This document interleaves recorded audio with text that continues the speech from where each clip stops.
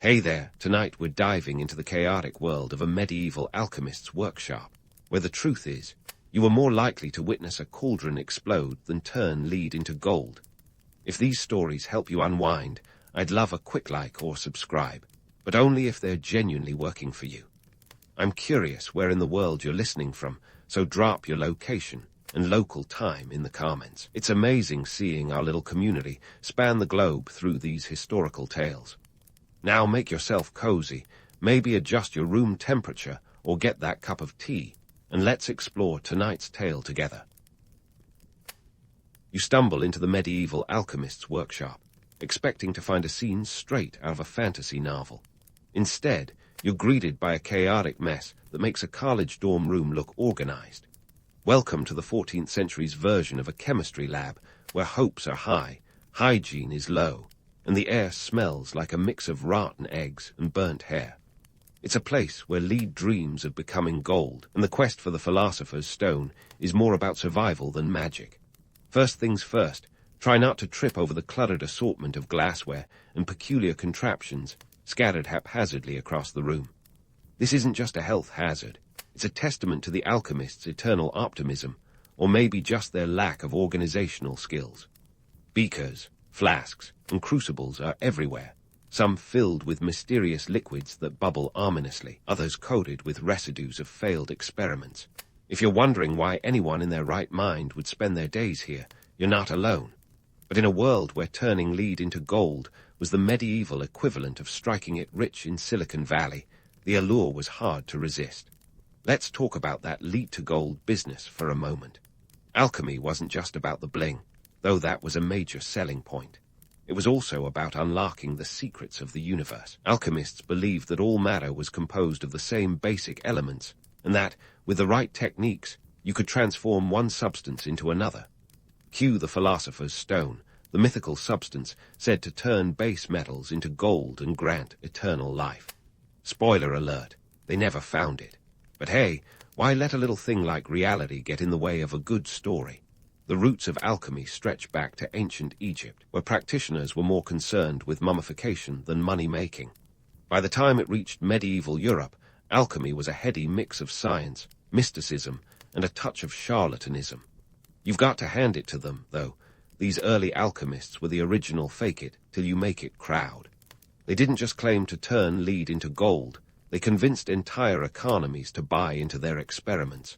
And yes, that includes royals who might have needed a bit more education in chemistry. The workshop itself is a testament to this bizarre blend of science and sorcery. Everywhere you look, there are symbols scrawled on the walls and dusty tomes piled high with cryptic texts. This wasn't just a lab, it was a sanctum of secrets, where knowledge was hoarded like a dragon's treasure. But let's not romanticize it too much. At the end of the day, the alchemist was just as likely to blow up their own lab as they were to discover anything revolutionary. Think of them as the mad scientists of their time, minus the safety goggles and lab coats. You might be tempted to call these alchemists frauds, but let's cut them some slack. In an age when the average lifespan was about 35 years, people were desperate for any promise of longevity or wealth. Alchemy offered both, wrapped up in a tantalizing mix of science and spirituality. Sure, it was mostly smoke and mirrors, but it laid the groundwork for modern chemistry. Isaac Newton, the guy who basically invented classical physics, dabbled in alchemy. So, next time you roll your eyes at an alchemist's antics, remember that they were part of a bigger picture that eventually led to real scientific breakthroughs. The alchemist, your host for the day, is a curious blend of scholar and showman. They might not have been great at converting metals, but they were masters at converting skeptics into believers. With a knack for persuasion and a flair for the dramatic, these medieval mixologists were all about the spectacle. Picture a cauldron bubbling over with a noxious brew while the alchemist chants incantations, all in a bid to keep patrons entertained and investing. And let's not forget the economic context. Gold was the lifeblood of medieval economies, and the promise of creating it out of thin air was an irresistible lure for kings and commoners alike. You'd think people would catch on after centuries of failed experiments, but the dream persisted. Perhaps it was the hope of turning poverty into prosperity, or maybe people just liked the idea of sticking it to Mother Nature and bending the elements to their will. While you're here, you might hear the alchemist muttering about Aristotle or Hermes Trismegistus, trying to blend the philosophical with the practical.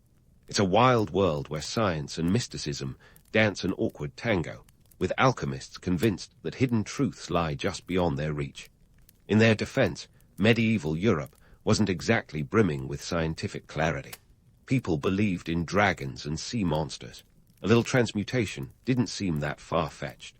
As the day wears on, your senses are assaulted by the various concoctions being whipped up in the lab. That odd smell, probably sulfur, a staple in any alchemist's arsenal. The crackling sound, likely an exothermic reaction on the verge of going spectacularly wrong.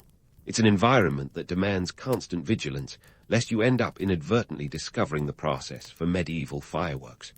Now, before you dismiss this whole setup as a circus of delusion, remember that alchemy was a stepping stone to modern chemistry. Alchemists may not have found the philosopher's stone, but they did lay the groundwork for future discoveries. Their obsession with experimentation, documentation, and the transformation of materials was an early form of the scientific method. So, why wouldn't you last a day here?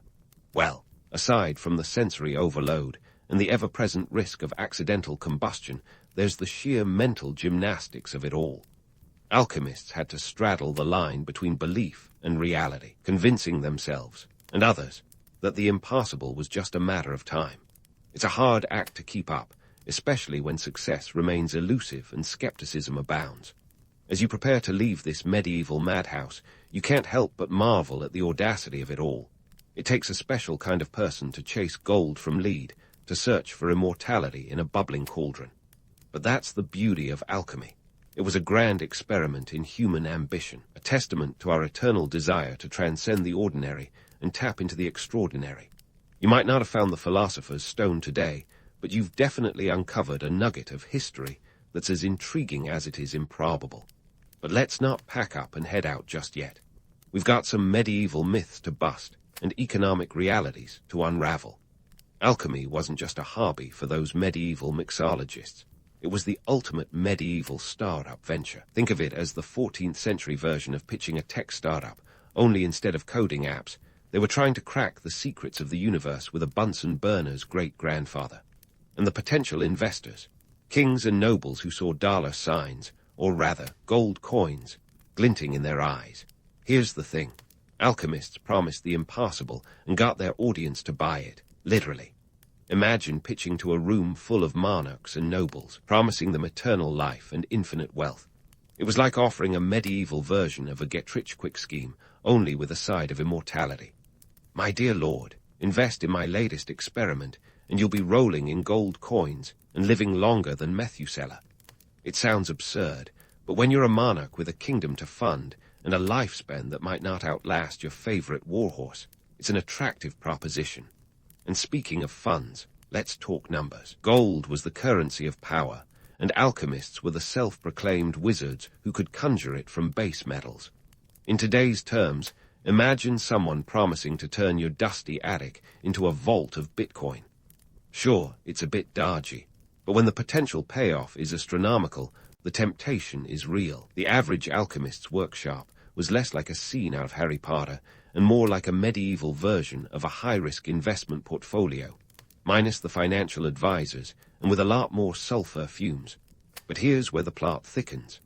Despite the allure of alchemy, the reality was far less glamorous.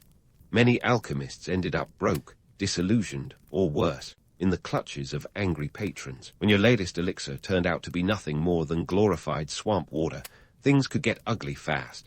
And in a time when failure didn't just mean a bankruptcy declaration, but could result in a one-way trip to the dungeon, the stakes were as high as they come.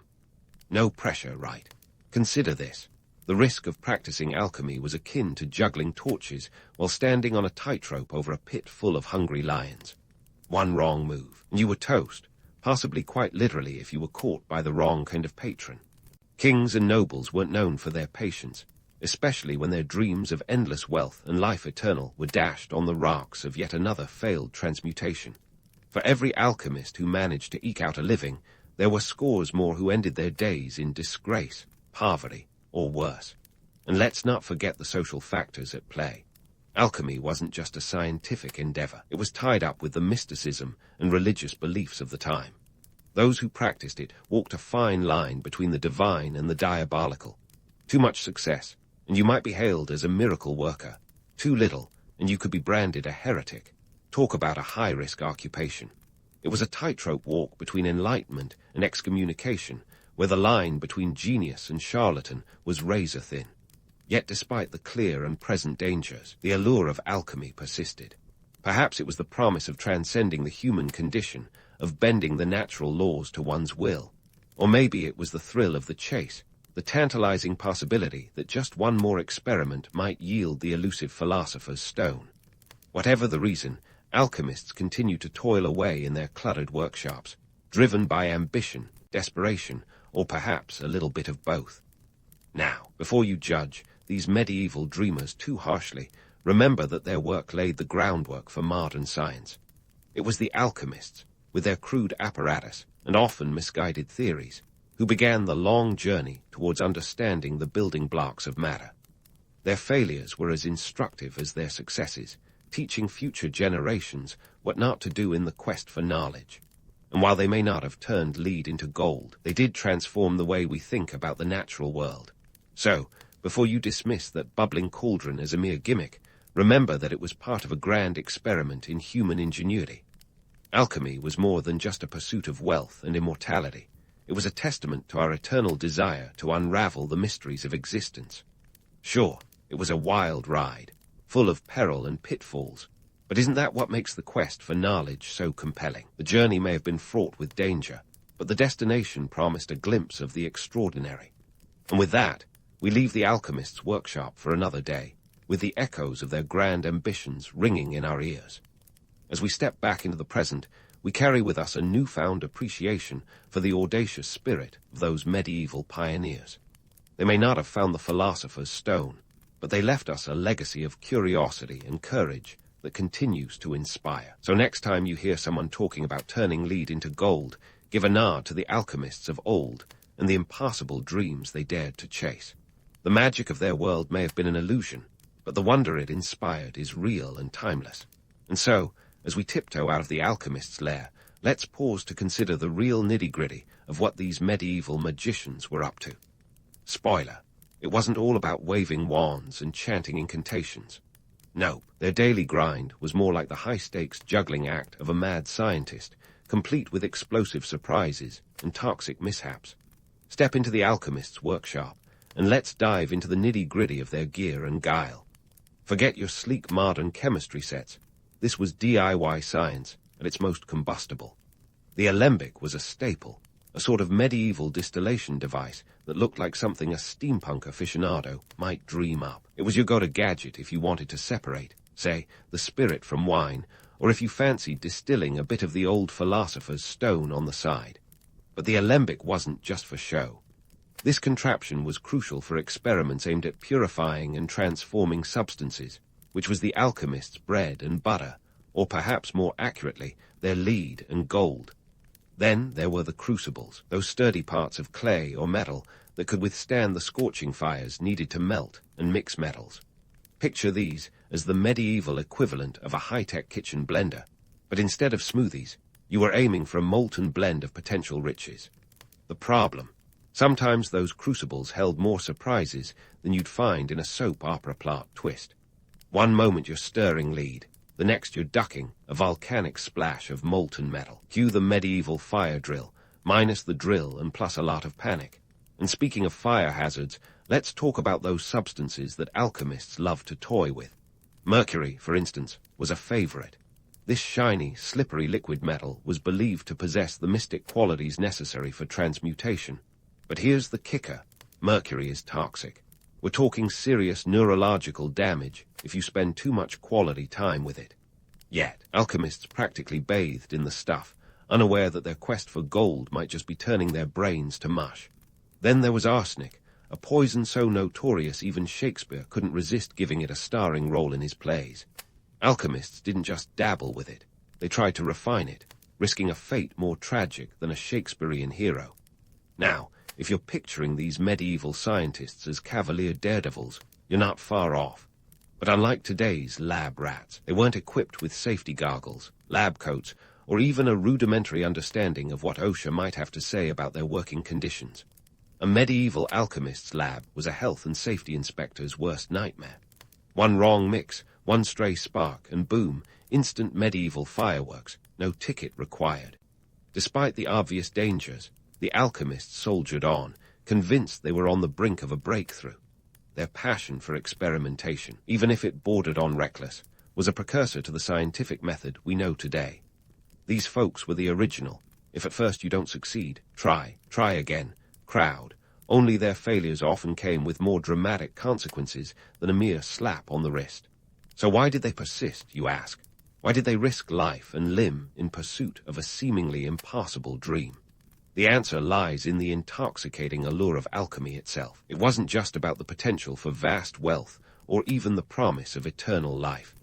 At its core, alchemy was about unlocking the mysteries of the universe, peering behind the veil of the known world to glimpse the divine order hidden within. It was the ultimate puzzle, and the alchemists were determined to solve it, one dangerous experiment at a time. And let's not forget the economic context. The costs of running an alchemist's lab weren't just limited to the price of lead and crucibles. There was the matter of funding, and in a world where the average person's annual income was a meager sum, convincing a patron to part with their hard-earned coin was an art form in itself. Alchemists had to be part scientist, part salesman, spinning tales of potential treasures while trying not to blow up the lab in the process. But here's where it gets interesting. Despite the inherent risks and frequent failures, alchemy laid the foundations for modern chemistry. Those crucibles and alembics, primitive as they might seem, were the forerunners of the sophisticated apparatus we use today. Alchemists had a knack for meticulous observation and documentation, habits that would eventually evolve into the empirical methods of modern science. And so, as we leave the alchemist's lab behind, we're left with a newfound respect for these medieval experimenters. They may have been a bit mad, a tad reckless, and occasionally on the wrong side of safe, but their relentless curiosity and refusal to accept the limits of their world made them pioneers in their own right. Their story is a reminder that the pursuit of knowledge is often fraught with danger, but also with the potential for remarkable discovery. As we move on to explore more of this fascinating history, let's keep in mind that every great leap forward begins with a step into the unknown. While we bid farewell to our medieval mixologists, it's time to strip away those layers of legend and look at the alchemists for what they really were, a peculiar hybrid of earnest scientists and crafty charlatans. Now, don't get me wrong, alchemy wasn't all smoke and mirrors. It had its moments of brilliance, but let's just say you wouldn't want to bet your last gold coin on their success. Take Paracelsus, for instance. This guy was the rock star of the alchemical world, complete with a name that sounds like he should be fronting a 70s prog rock band. Born in 1493, Paracelsus was a Swiss physician and alchemist who believed in the power of nature to heal. He was all about throwing out the dusty old medical textbooks and starting fresh, an approach that led him to some revolutionary, albeit controversial, ideas. He was the first to suggest that illness was caused by external agents, not just an imbalance of bodily fluids, as was the popular belief. That's a big deal, folks, like discovering that your headache isn't just angry humors acting up, but maybe something else, like your neighbor's drum practice. Paracelsus wasn't just about potions and panaceas, though. He had a flair for the dramatic, claiming he could transmute metals and cure diseases that plagued the land. And while he did make some significant contributions to medicine, let's not forget that he was just as fond of a good bit of showmanship. Picture him dazzling a room full of nobles with a concoction or two, all while quietly recruiting new patrons for his ever-evolving experiments. He was a master of the medieval hustle, blending a dash of science with a pinch of theatrics. And then there's Jebba, or rather Jabir ibn Hayyan, the 8th century polymath, often credited with laying the groundwork for modern chemistry. This guy was a one-man encyclopedia of alchemy, writing over 3,000 treatises on everything from the transmutation of metals to the perfection of the human soul. If Paracelsus was the rock star, Jebba was the original alchemical guru, offering wisdom that would echo through the centuries. He described processes like crystallization and distillation with the precision of a seasoned scientist, which is impressive considering his penchant for esoteric symbolism. But don't be too quick to romanticize him. His work was as much about obfuscation as enlightenment. Think of it as an early version of hiding your secret recipe behind a cryptic riddle. So, what's the deal with these alchemical legends? Why did their stories persist in an age where alchemy was as likely to blow up in your face as it was to yield results?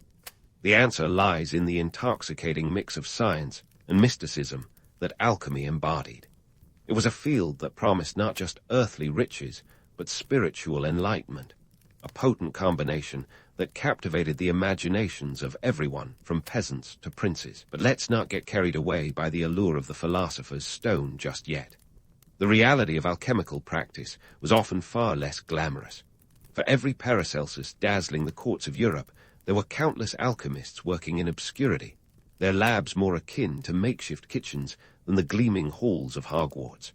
Most alchemists were little more than glorified tinkerers, cobbling together apparatus from whatever they could find and hoping against hope that their latest experiment wouldn't end in a fiery disaster. Their concoctions were as likely to cure your ailments as they were to turn you into a medieval cautionary tale. And yet, it's impossible to deny the impact these medieval mixologists had on the development of science. Alchemy's blend of empirical observation and mystical speculation set the stage for the scientific revolution. Sure, they were often wrong, sometimes spectacularly so, but their mistakes paved the way for future successes.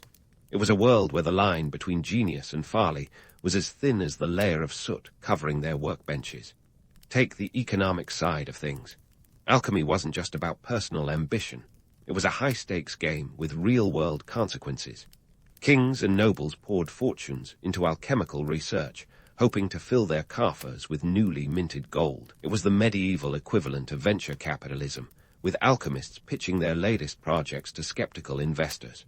The stakes were astronomical, and the pressure to produce results was immense. After all, disappointment didn't just mean a failed experiment. It could mean financial ruin or worse, a one-way trip to the dungeon. Yet, despite the risks and the failures, the dream of alchemy persisted. Perhaps it was the promise of transcendence that kept people coming back, the idea that through alchemy one could reach beyond the mundane and touch the divine. Or maybe it was the thrill of the chase, the tantalizing possibility that just one more experiment might finally unlock the secrets of the universe. So, before we dismiss these medieval dreamers as mere frauds, let's acknowledge their contributions. They may have been a bit mad, a tad misguided, but their relentless pursuit of knowledge laid the groundwork for the scientific advancements that followed. Their story is a testament to human ambition, a reminder that the quest for understanding is fraught with peril, but also with the potential for greatness. As we wrap up our exploration of the Alchemist's workshop, we leave with a newfound appreciation for the audacious spirit of these medieval pioneers. They may not have found the philosopher's stone, but they left us a legacy of curiosity and courage that continues to inspire. So next time you hear someone talking about turning lead into gold, give a nod to the alchemists of old and the impossible dreams they dared to chase. The magic of their world may have been an illusion, but the wonder it inspired is real and timeless. The road to alchemy's enduring legend was paved with both brilliance and blunders. We've seen the eccentricities and the elements of alchemy, but the allure of its promise, turning base metals to gold and seeking eternal life, was simply too tantalizing to resist. Yet, the stark reality was that alchemy was as much about the show as it was about the science, a medieval blend of ambition that bordered on the theatrical. Let's not forget the patrons, the kings and nobles who bankrolled these ventures. They were the medieval equivalent of modern-day venture capitalists, pouring their resources into alchemical research in hopes of a payoff. But this was no Shark Tank, more often than not. It was a high-risk gamble with the potential for explosive results, and not the good kind. The stakes were high, and the pressure was palpable. After all, a failed experiment could mean financial ruin, or even worse, a swift fall from grace. So, while we might chuckle at the spectacle of medieval alchemy, let's not overlook its significance. It was a stepping stone to modern science, a crucial chapter in the story of human curiosity and ambition. Alchemists may not have found the philosopher's stone, but they laid the groundwork for the scientific advances that followed. Their legacy is a reminder that the pursuit of knowledge is fraught with peril, but also with the potential for greatness. As we step back from the alchemist's lab, we carry with us a newfound appreciation for their daring spirit, a testament to the power of human imagination and the relentless quest for understanding. So here we are, at the crossroads of mysticism and modern science, where alchemy takes its final bow before handing the spotlight over to chemistry. It's a bit like watching a vaudeville act transform into a TED talk. Less razzle-dazzle, more data-driven slides. Make no mistake, the legacy of alchemy isn't just a quaint footnote in the annals of history. It's the opening act to the scientific revolution that changed the world as we know it. Let's dive into the nitty-gritty of this transformation. Picture the Renaissance, a period brimming with new ideas, and more importantly, a growing skepticism of the old ways. The 16th and 17th centuries were a time when Europe was waking up to the fact that maybe, just maybe, there were better ways to understand the universe than by blindly following the alchemist's cryptic recipes. Enter the likes of Robert Boyle and Antoine Lavoisier, who took the alchemical torch and ran with it straight into the heart of empirical science. Boyle, for instance, wasn't content with the mystical musings of his predecessors. He published The Skeptical Chimist in 1661, which challenged the traditional elements of earth, water, air, and fire, and laid the groundwork for modern chemistry's emphasis on experimentation and reproducibility. Talk about a mic drop moment. The shift from alchemy to chemistry wasn't just about swapping one set of tools for another. It was a fundamental change in mindset. Alchemy was steeped in secrecy and mysticism, playground for the esoteric and the arcane. In contrast, chemistry demanded transparency, peer review, and above all, results that could be reliably reproduced. The alchemical obsession with the philosopher's stone and the elixir of life gradually gave way to more practical pursuits like understanding combustion, identifying elements, and developing the periodic table. It's like trading in your magic wand for a Bunsen burner. Not as glamorous, but infinitely more useful. But let's not be too hasty in dismissing alchemy as an archaic relic. Despite its failures and false promises, alchemy was a beacon for the curious minds of its time. The allure of unlocking the secrets of the universe was a powerful motivator, one that drove innovation and experimentation even in the face of repeated setbacks. Alchemists may have been chasing a mirage, but their journey was not in vain. Their meticulous documentation of experiments, even the spectacular failures, provided a treasure trove of data for future scientists. Consider Isaac Newton, whose fascination with alchemy was no mere dalliance. He devoted more time to alchemical experiments than to his groundbreaking work in physics and mathematics.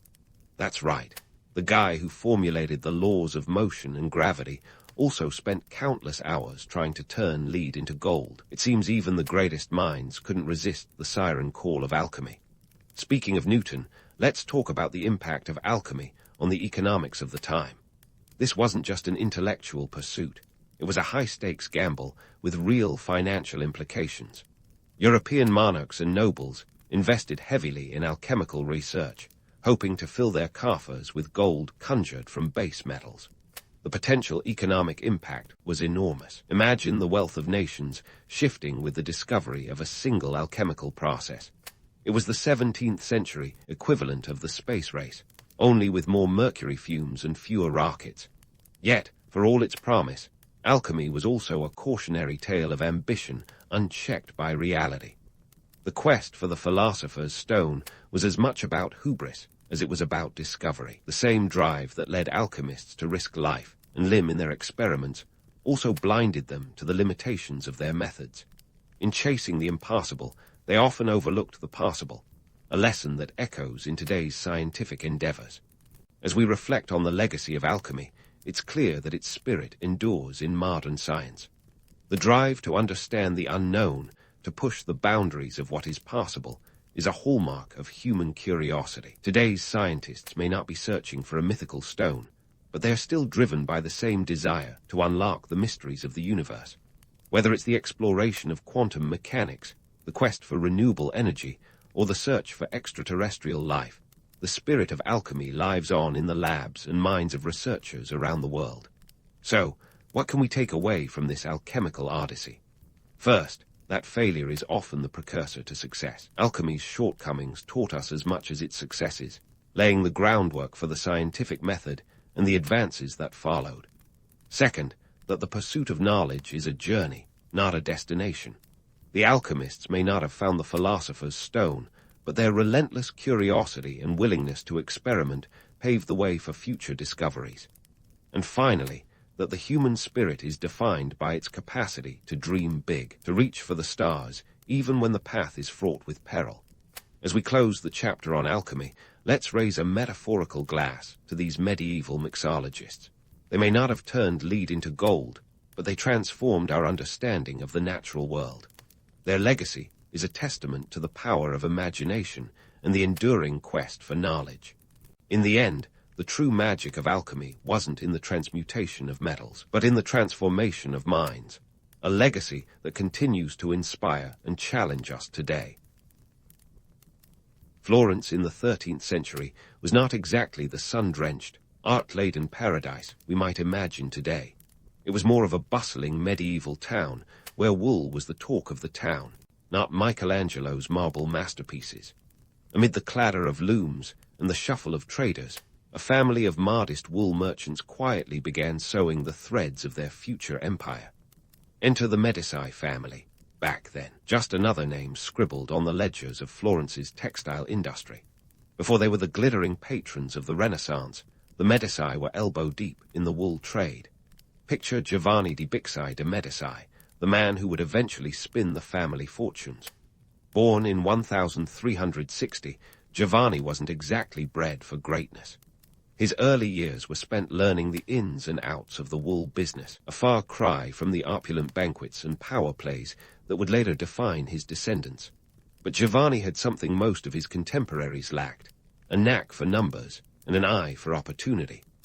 Now, if you're imagining Giovanni as some kind of medieval Scrooge McDuck diving into piles of gold, hold your horses. His rise wasn't exactly a straight shot to the top. The Medici had to endure the cutthroat world of medieval finance, a realm where deals were as slippery as the muddy streets of Florence in the rain.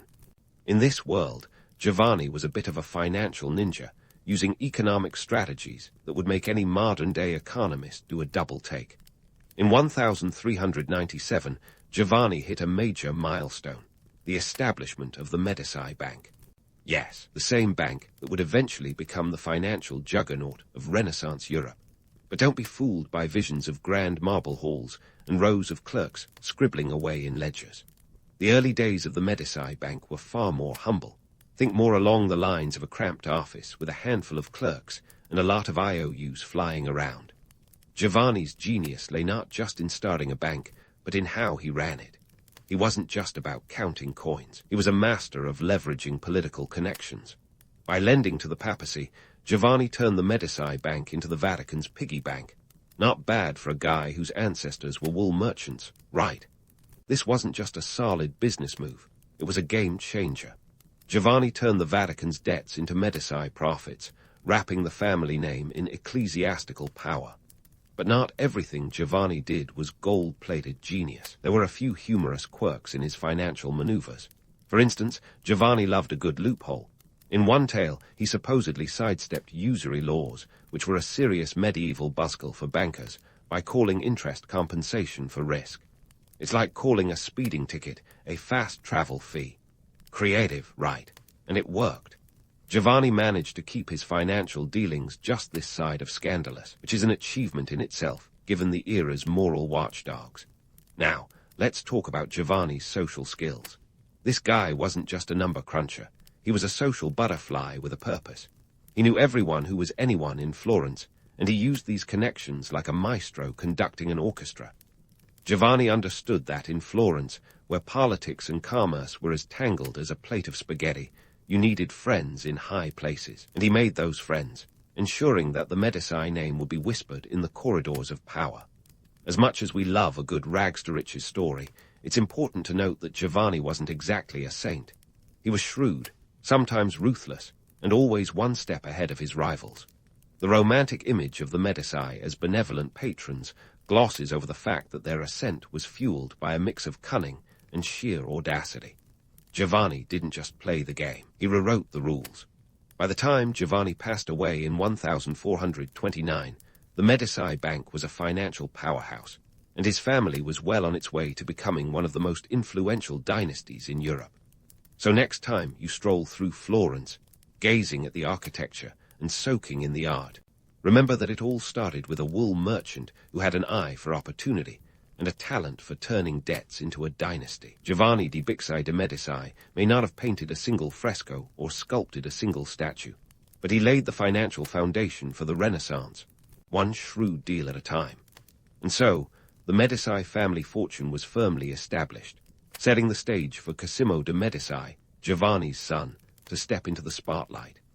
If Giovanni was the architect, Cosimo was the master builder, taking the family's financial empire and transforming it into a political powerhouse. Born in 1389, Cosimo was like the ultimate Renaissance power broker, a man who knew that in Florence, politics was the ultimate art form.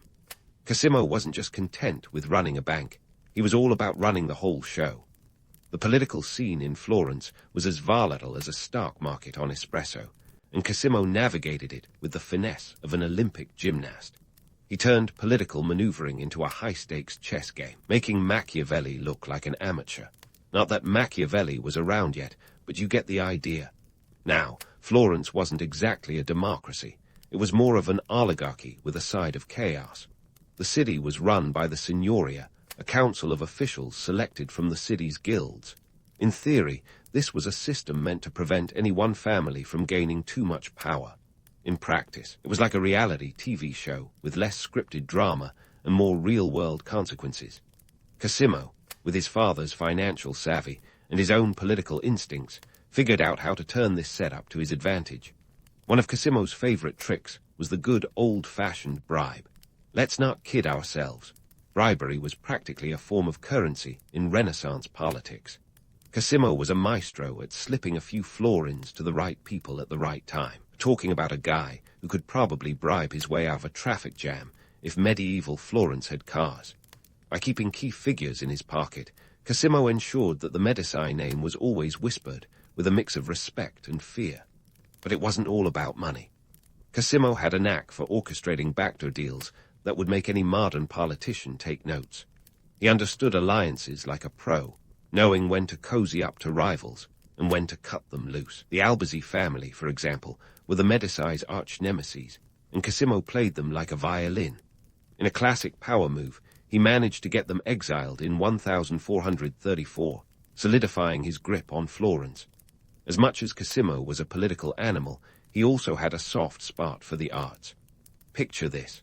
Florence, at the dawn of the Renaissance, was like the Silicon Valley of art and architecture, and Cosimo was its venture capitalist. He poured money into projects that would not only beautify the city, but also cement his legacy. Take Filippo Brunelleschi, for instance. This was the guy who cracked the code on how to build the dome of the Florence Cathedral, a problem that had stumped architects for decades. Cosimo threw his weight and his wallet behind Brunelleschi, and the result was an architectural marvel that still draws gasps today. It would be easy to paint Cosimo as a benevolent patron with a heart of gold, but let's not get carried away. His investments in art and architecture were as much about power as they were about beauty. By funding these projects, Cosimo was sending a not-so-subtle message. The Medici were not just rich, they were the cultural custodians of Florence. It was a calculated move to ingrain the family name into the very stones of the city. Cosimo's reign wasn't without its challenges, of course. There were those who saw through his velvet-gloved approach to ruling and weren't too thrilled about it.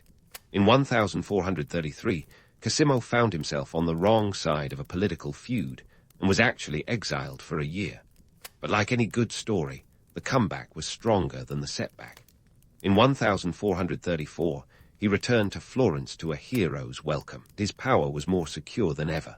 Let's not forget, Cosimo wasn't just a puppet master behind the scenes.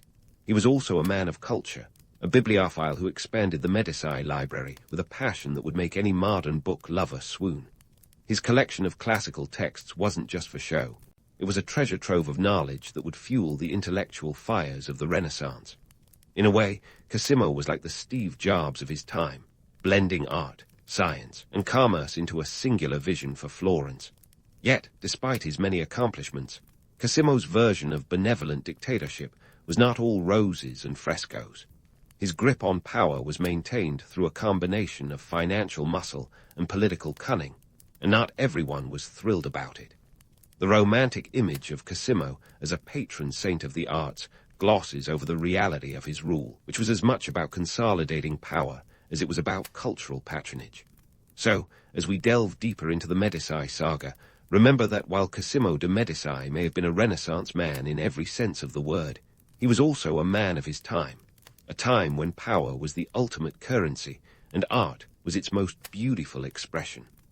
As the story unfolds, we'll see how Cosimo's legacy paved the way for the Medici family to become the undisputed titans of the Renaissance, shaping not just the fate of Florence but the course of history itself.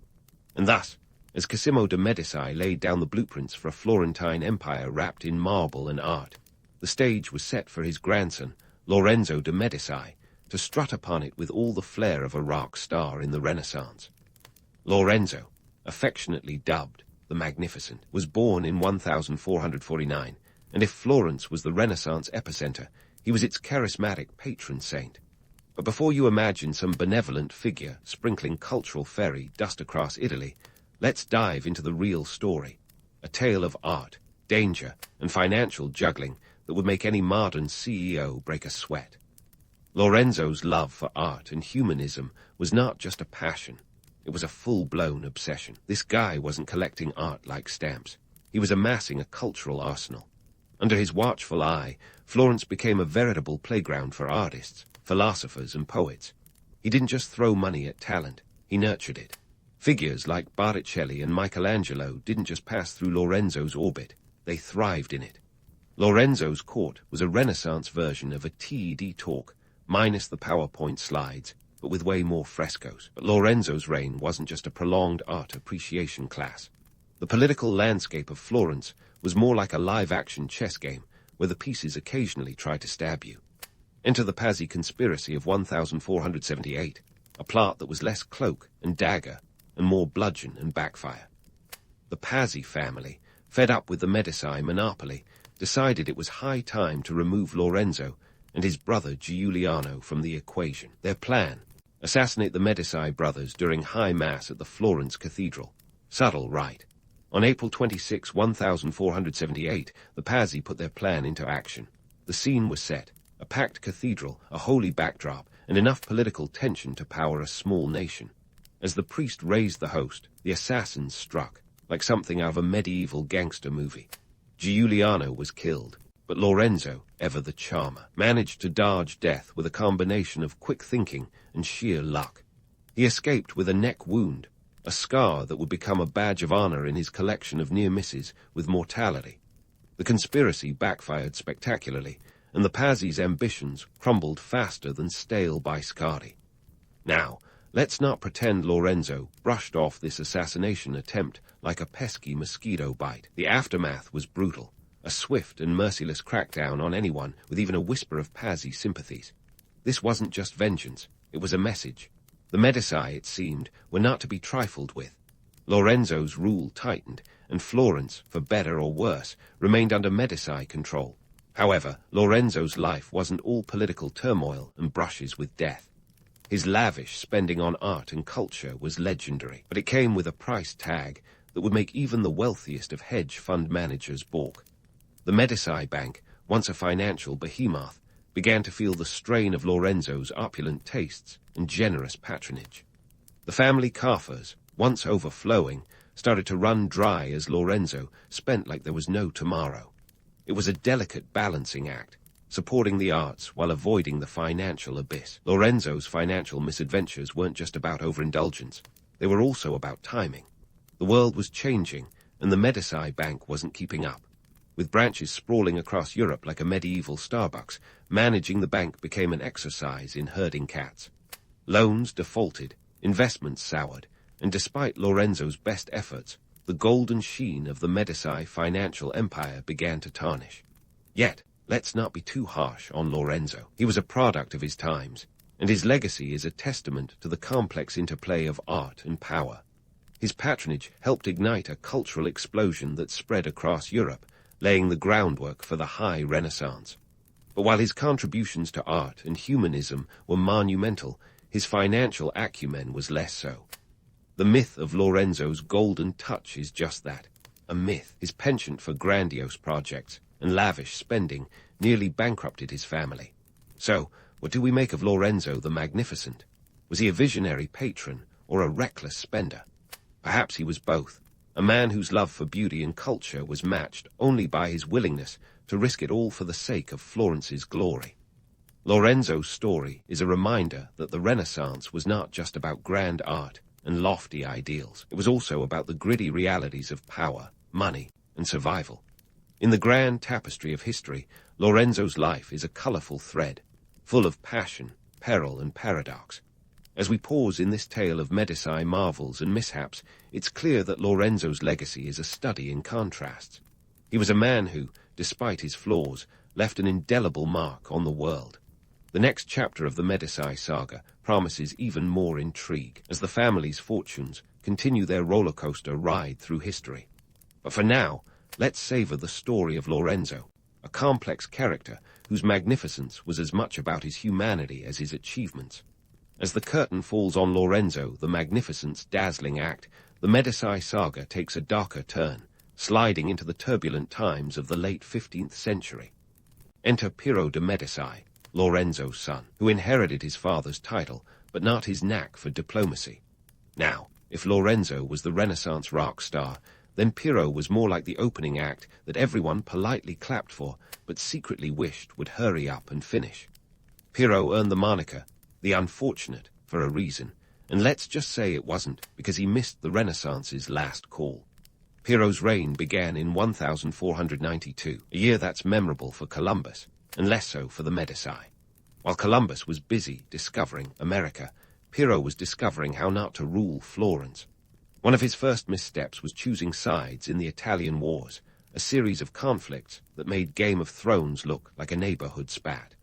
When Charles Romanate of France decided to invade Italy in 1494, Piero, in a move that could only be described as politically naive, welcomed him with open arms, or more accurately, open gates. You see, Charles Romanate wasn't exactly popping by for a friendly chat over espresso. His army was a 30,000 strong reminder that diplomacy sometimes needs more than just a smile and a handshake. Piero, however, thought handing over key fortresses like Pisa and Sarzana to the French would curry favor. Spoiler alert, it didn't. Instead, it enraged the Florentines, who were less than thrilled at the sight of their city becoming France's summer home. Piero's blunders didn't go unnoticed.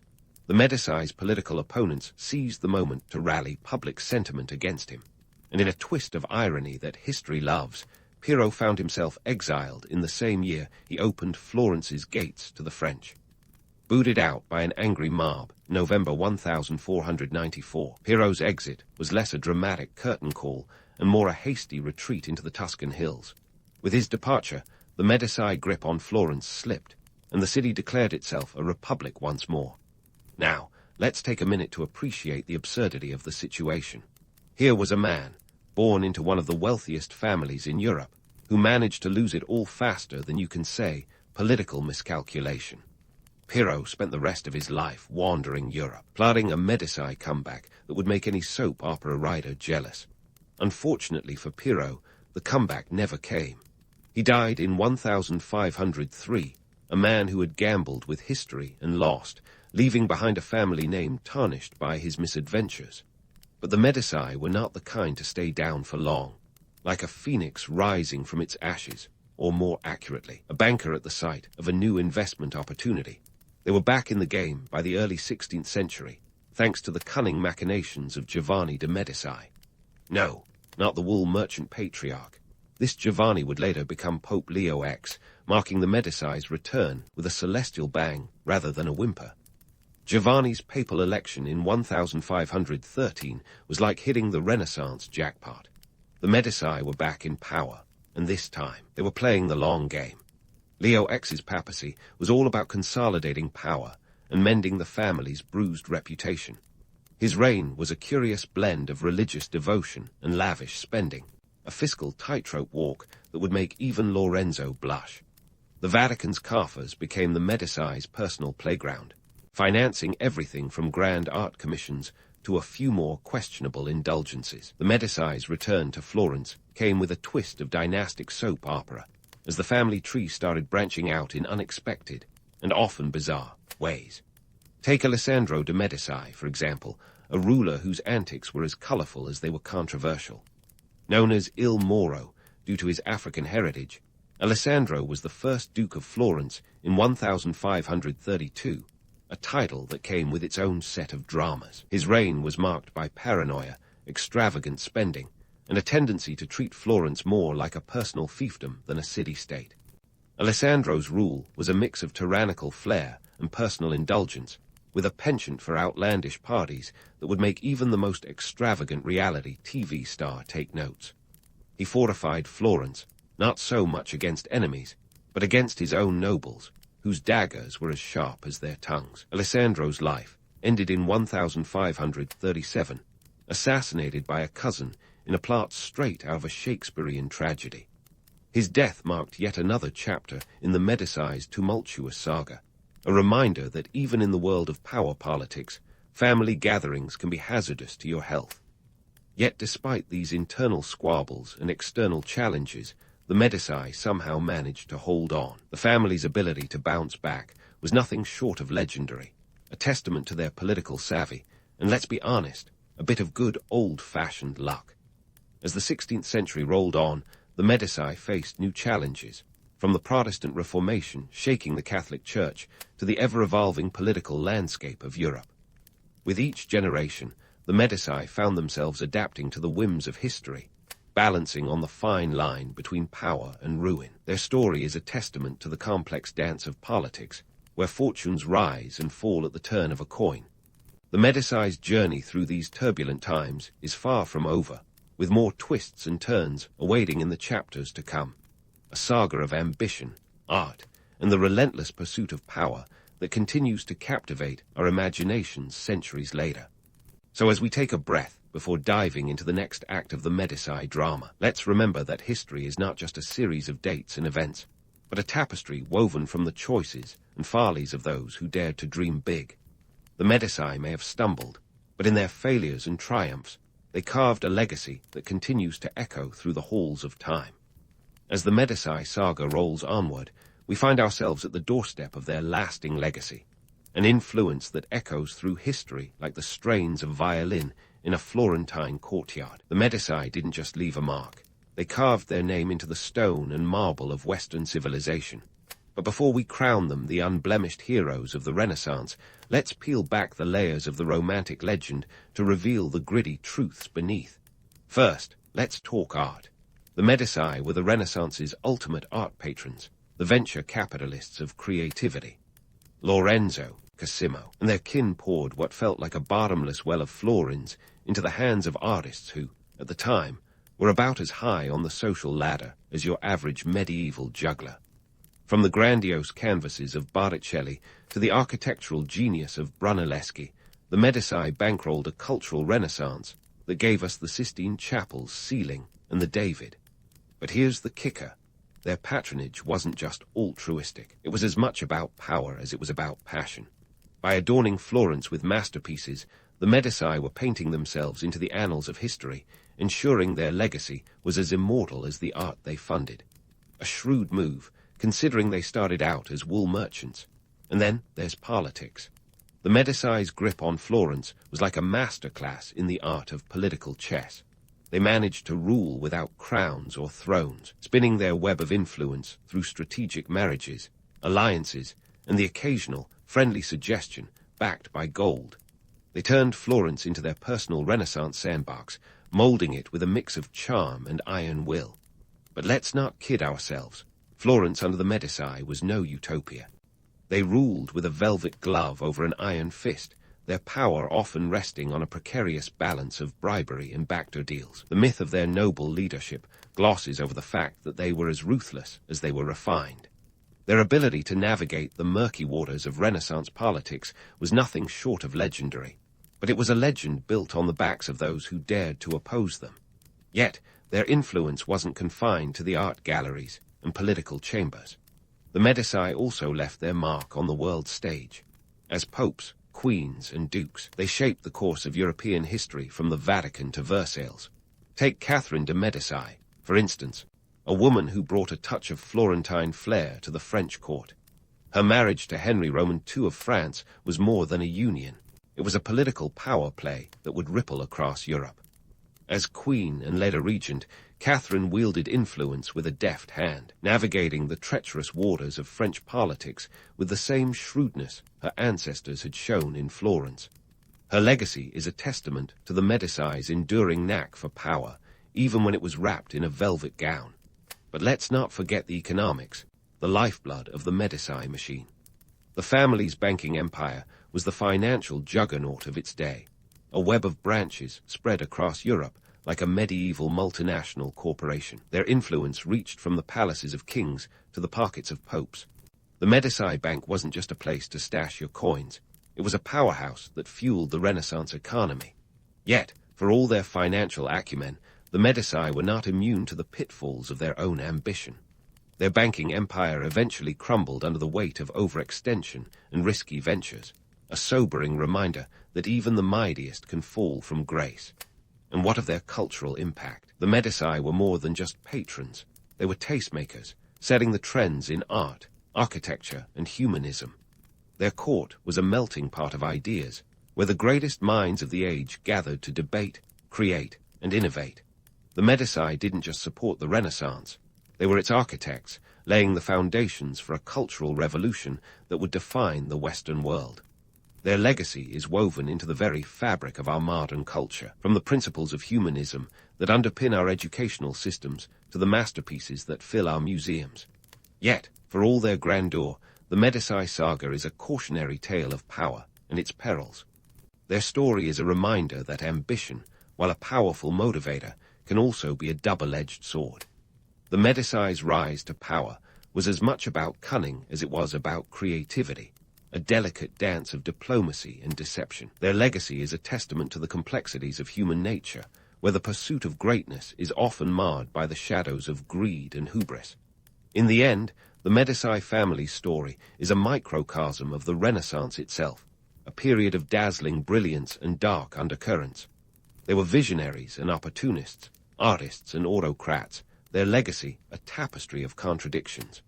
As we look back on their saga, we're reminded that history is not a neat narrative, but a complex web of stories, each thread woven by the choices and challenges of those who came before us. And so, as the echoes of the Medici's influence fade into the annals of history, we are left with the lessons of their journey, a testament to the power of ambition, the allure of art, and the enduring dance of power and peril that shapes our world.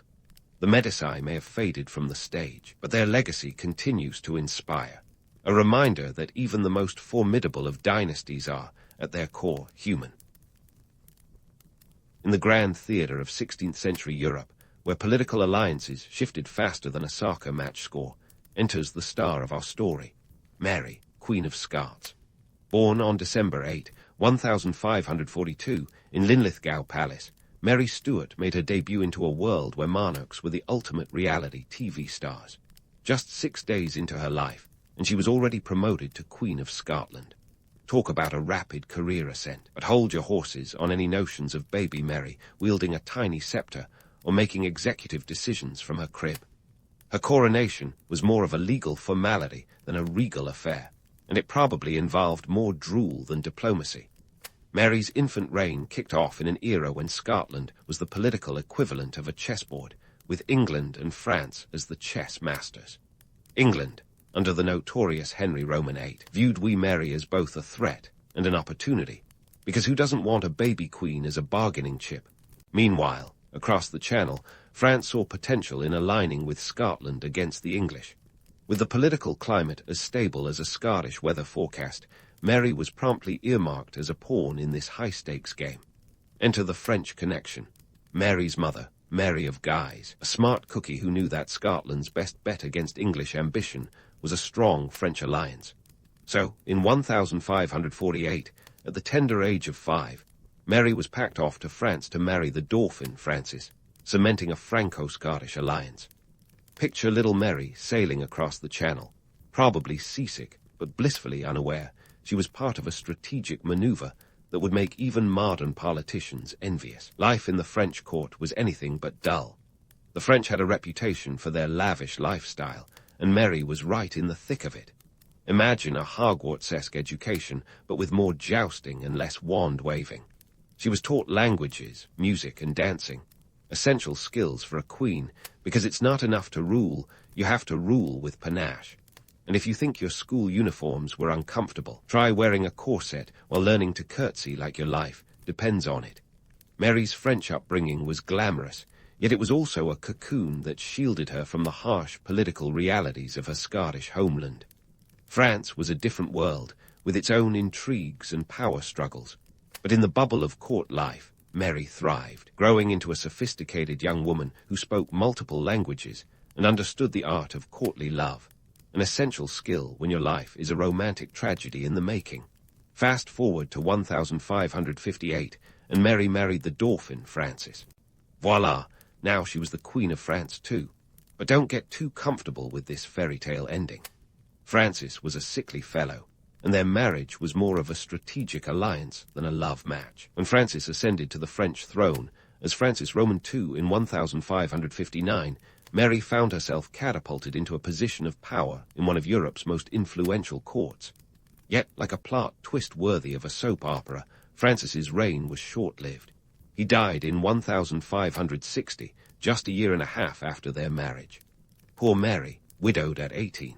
With Francis's death, Mary's status in France was about as secure as a house of cards in a wind tunnel. The French court, once a welcoming haven, turned chilly.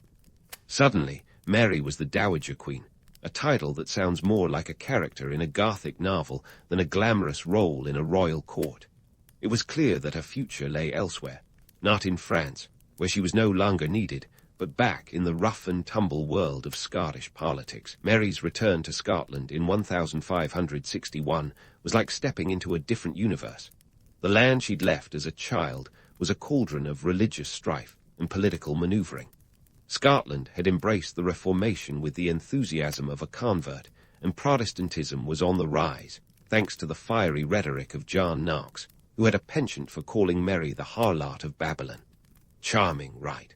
For Mary, a Catholic queen in a Protestant land, navigating this minefield required all the diplomatic skills she'd honed in France. Now, let's not sugarcoat it. Mary's life was a series of unfortunate events with more plot twists than a soap opera. Her early years were marked by grand plans and strategic calculations, with her as the star player in a game designed by older, sometimes wiser, often self-serving men. Yet, despite the odds, young Mary held her own, learning early on that in the ruthless arena of European politics, survival was its own kind of victory. So there she was, a young widow, a queen twice over, and a stranger in her own land.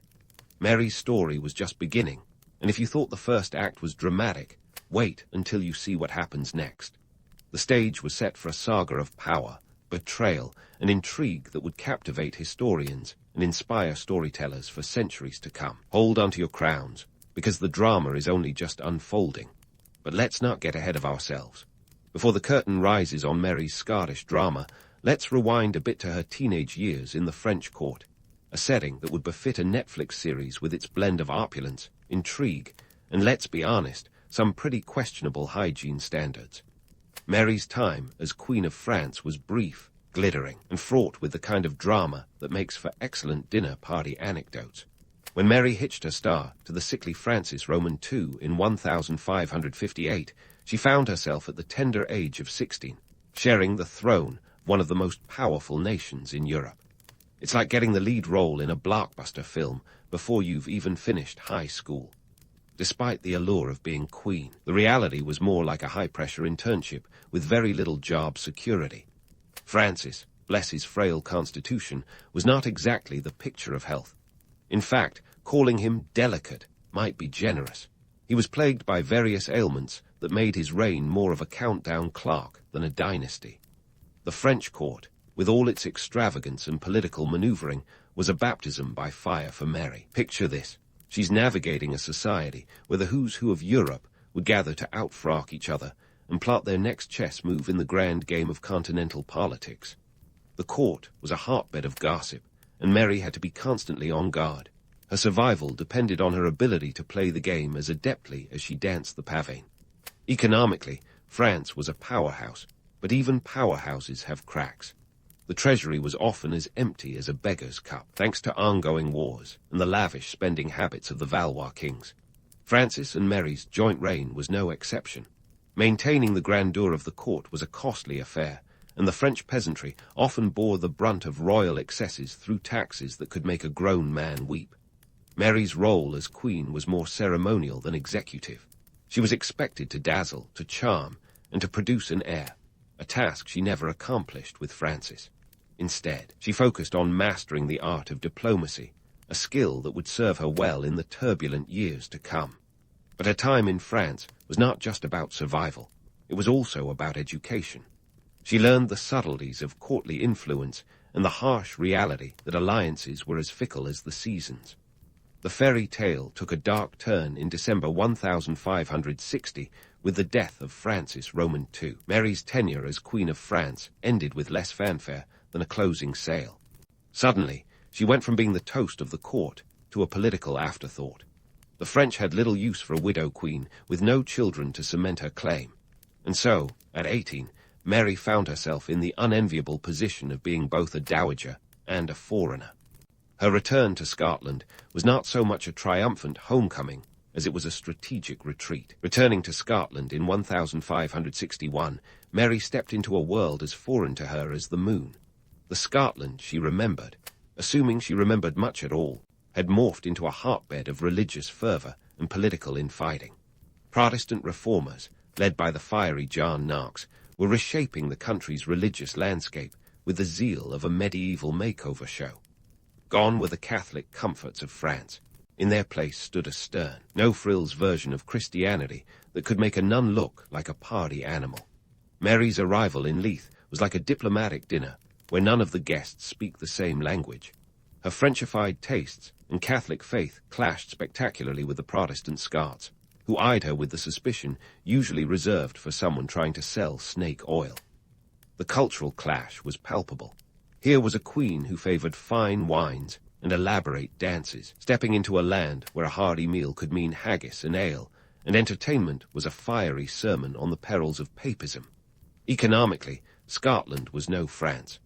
The Scottish treasury was more of an apologetic piggy bank than a robust coffer, with revenues that would barely cover the cost of one good French banquet. Mary's task was daunting.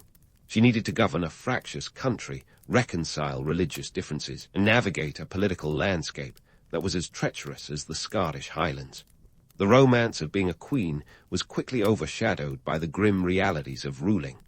Mary had to contend with a nobility that was as divided as the modern-day comments section on a controversial YouTube video. Her court was a microcosm of the larger religious tensions that gripped the nation. Catholics looked to her as a beacon of hope, while Protestants saw her as a potential threat to their hard-won reforms. And if religious strife wasn't enough, there were always the English to worry about. Elizabeth I, the Virgin Queen, sat on the English throne, casting a long shadow over Mary's reign. Their relationship was a complex dance of diplomacy, rivalry, and intrigue, like two cats circling each other, unsure whether to purr or pounce. Mary had a legitimate claim to the English throne, a fact that made Elizabeth as comfortable as sitting on a porcupine. Mary's Scottish reign was a series of balancing acts, political acrobatics that required all the finesse and cunning she'd honed in France. She needed to win over the Protestant lords without alienating her Catholic supporters, a task as tricky as juggling flaming swords while riding a unicycle. Her French education and charm were assets, but they could only take her so far in a country where pragmatism often trumped panache. Her return to Scotland may not have been the fairy tale homecoming of legend, but it was the beginning of a new chapter in her storied life. Mary, Queen of Scots, was back on her native soil, ready to take on the challenges of a kingdom that was as turbulent as it was beautiful. The stage was set for a reign that would be marked by passion, intrigue, and a series of events that would leave historians scratching their heads and reaching for the popcorn. Stay tuned, because the story of Mary, Queen of Scots, is far from over. As Mary, Queen of Scots, settled back into her homeland, she might have momentarily entertained the notion of a peaceful reign. But who are we kidding? That was about as likely as finding a snow-free day in the Scottish Highlands. From the get-go, her reign was a heady mix of scandal, intrigue, and political chess moves that would make even the most seasoned Game of Thrones fan giddy with delight. Let's dive into the matrimonial misadventures that defined her reign. First up, Henry Stuart, Lord Darnley. If Mary's life were a dating show, Darnley would be the contestant who seemed charming at first, but quickly revealed himself to be the kind of guy who'd forget your anniversary and then blame you for it. They married in 1565, when Mary was 22 and Darnley just 19, a union that was a powder keg from day one. Sure, they shared a grandmother in Margaret Tudor, which made their union a solid gamble for a claim to the English throne, but in terms of compatibility, they were more oil and water than peas in a pod. Darnley was handsome, sure, but also as petulant as a teenager denied Wi-Fi. He had a penchant for power and booze, a combo that hardly screams happily ever after. In fact, his antics quickly wore thin, and the Scottish nobility began viewing him with the kind of disdain usually reserved for a rainy summer festival. To his credit, he did at least manage to father a son, James, born in 1567, who would go on to become James VI of Scotland and I of England. But before you could say royal scandal, Darnley's behavior had alienated just about everyone at court, including Mary. Now, let's talk about the infamous murder that adds a juicy layer of mystery to Mary's saga, the murder of David Rizzio. Rizzio was an Italian secretary and musician who had the audacity to become one of Mary's closest confidants. Darnley, perhaps feeling his thunder stolen or simply acting out his insecurities, conspired with a group of Protestant nobles to have Rizzio taken out, literally. In March 1566, Rizzio was stabbed 56 times. Yes, you heard that right, 56, in front of a heavily pregnant Mary. Forget crime dramas. This was the real deal, and the brutality of it all shocked Europe. The murder was a turning point. It set off a chain of events that would see Mary increasingly isolated and distrusted. Darnley's involvement in the murder plot didn't win him any brownie points with Mary, who now viewed him as both a liability and a threat. Enter the Earl of Bothwell, James Hepburn, who would become Mary's third husband under circumstances that might make even a soap opera writer blush. Bothwell was the quintessential bad boy of the Scottish nobility, charismatic, ambitious, and not one to shy away from a bit of skullduggery. After Darnley's mysterious death in 1567, a murder still unsolved and ripe with conspiracy theories, Bothwell was tried but acquitted, a verdict that raised more eyebrows than a celebrity trial. A mere 3 months after Darnley's demise, Bothwell and Mary married, a move that was about as popular as an off-key bagpiper at a wedding. This marriage was the final nail in Mary's political coffin. The union was widely perceived as scandalous and possibly coerced. It ignited a rebellion among the Scottish nobles, who were already sharpening their knives, metaphorically speaking, for an opportunity to oust Mary. They got their wish, and in July 1567, Mary was forced to abdicate in favor of her infant son, James VI. Bothwell, meanwhile, fled to Denmark, where he would eventually die in captivity, a far cry from the power he once wielded. Mary's personal life and political decisions were now intertwined in a Gordian knot of scandal and intrigue. Her choices, whether out of love, desperation, or political calculus, fueled a narrative that was equal parts tragedy and farce. Here was a queen who, despite her pedigree and education, found herself caught in a maelstrom of her own making. Her story is a potent reminder that in the world of politics, as in life, decisions often have unintended consequences. As the curtain fell on Mary's reign in Scotland, her legend was just beginning to take shape. Her life was a cautionary tale of power, passion, and the perils of marrying badly. But let's hold off on playing the final chords of her swan song just yet. Remember, Mary's life was far from over, and her next chapter would see her embroiled in a saga of imprisonment and intrigue that would captivate audiences for centuries to come. You'll want to stay tuned for the next installment of this royal roller coaster. And so, we find Mary, Queen of Scots, standing at the precipice of her next great adventure, or disaster, depending on your perspective. After being booted from her own throne faster than a bad tenant from an airbomb, Mary did what any sensible deposed monarch would do. She fled. But unlike most of us who just binge-watch comfort TV, she dashed across the border to England, seeking refuge under the impression that cousin Elizabeth I would roll out the red carpet. Spoiler alert, she didn't. Now, why would Mary think Elizabeth would be a good host? This is where the tangled web of royal relations comes into play. Mary and Elizabeth were cousins, but in the world of 16th century politics, that was about as comforting as finding out your landlord is also your boss. Their relationship was a diplomatic minefield, with Mary having a legitimate claim to Elizabeth's throne through their shared Tudor lineage. Think of it as a high-stakes game of royal musical chairs, where neither queen wanted to be the one left standing.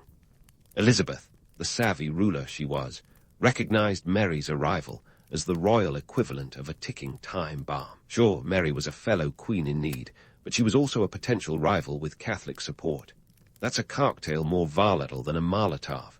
Elizabeth's solution: offer Mary the hospitality of a lifelong house guest, with the minor inconvenience of it being more house arrest than housewarming.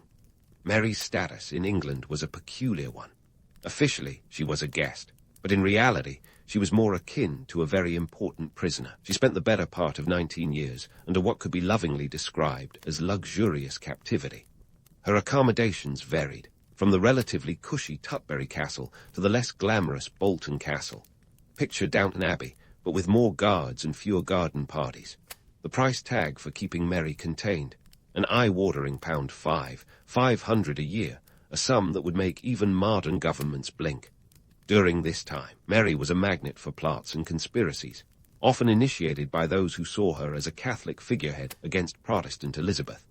The most famous of these, the Babington plot of 1586, was less a grand conspiracy and more a comedy of errors. Anthony Babington, an eager but hapless young Catholic, planned to assassinate Elizabeth and place Mary on the English throne. Unfortunately, the plan was about as watertight as a colander. The plot unraveled thanks to Sir Francis Walsingham, Elizabeth's spymaster extraordinaire, who was as adept at espionage as James Bond, minus the tuxedo. Through intercepted letters, Walsingham had all the evidence he needed to implicate Mary. The kicker: one of the letters had Mary's endorsement of the assassination, which was sort of like signing your confession with a flourish. But wait, there's more. Mary's trial was a spectacle worthy of Shakespeare. Held at Fotheringhay Castle, it was a legal farce. She was charged with treason, yet she wasn't allowed legal counsel or the chance to review the evidence against her. Picture a courtroom drama where the accused isn't even allowed to speak. It was less law and order and more kangaroo court. Despite Mary's protests of innocence and calls for due process, the verdict was a foregone conclusion. On October 25, 1586, she was found guilty and sentenced to death. Elizabeth, ever the political tactician, hesitated to sign the death warrant. Offing a fellow monarch was a serious affair, even if that monarch was your rival cousin. But pressure from her advisers and the undeniable threat Mary posed tipped the scales. On February 8, 1587, Mary met her fate with a grace that could rival any tragic heroine. Her execution at Fotheringhay Castle was an event wrapped in both solemnity and absurdity.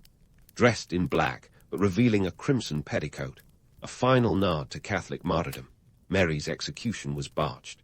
The executioner required multiple swings of the axe, a grim reminder that even in death, Mary couldn't catch a break.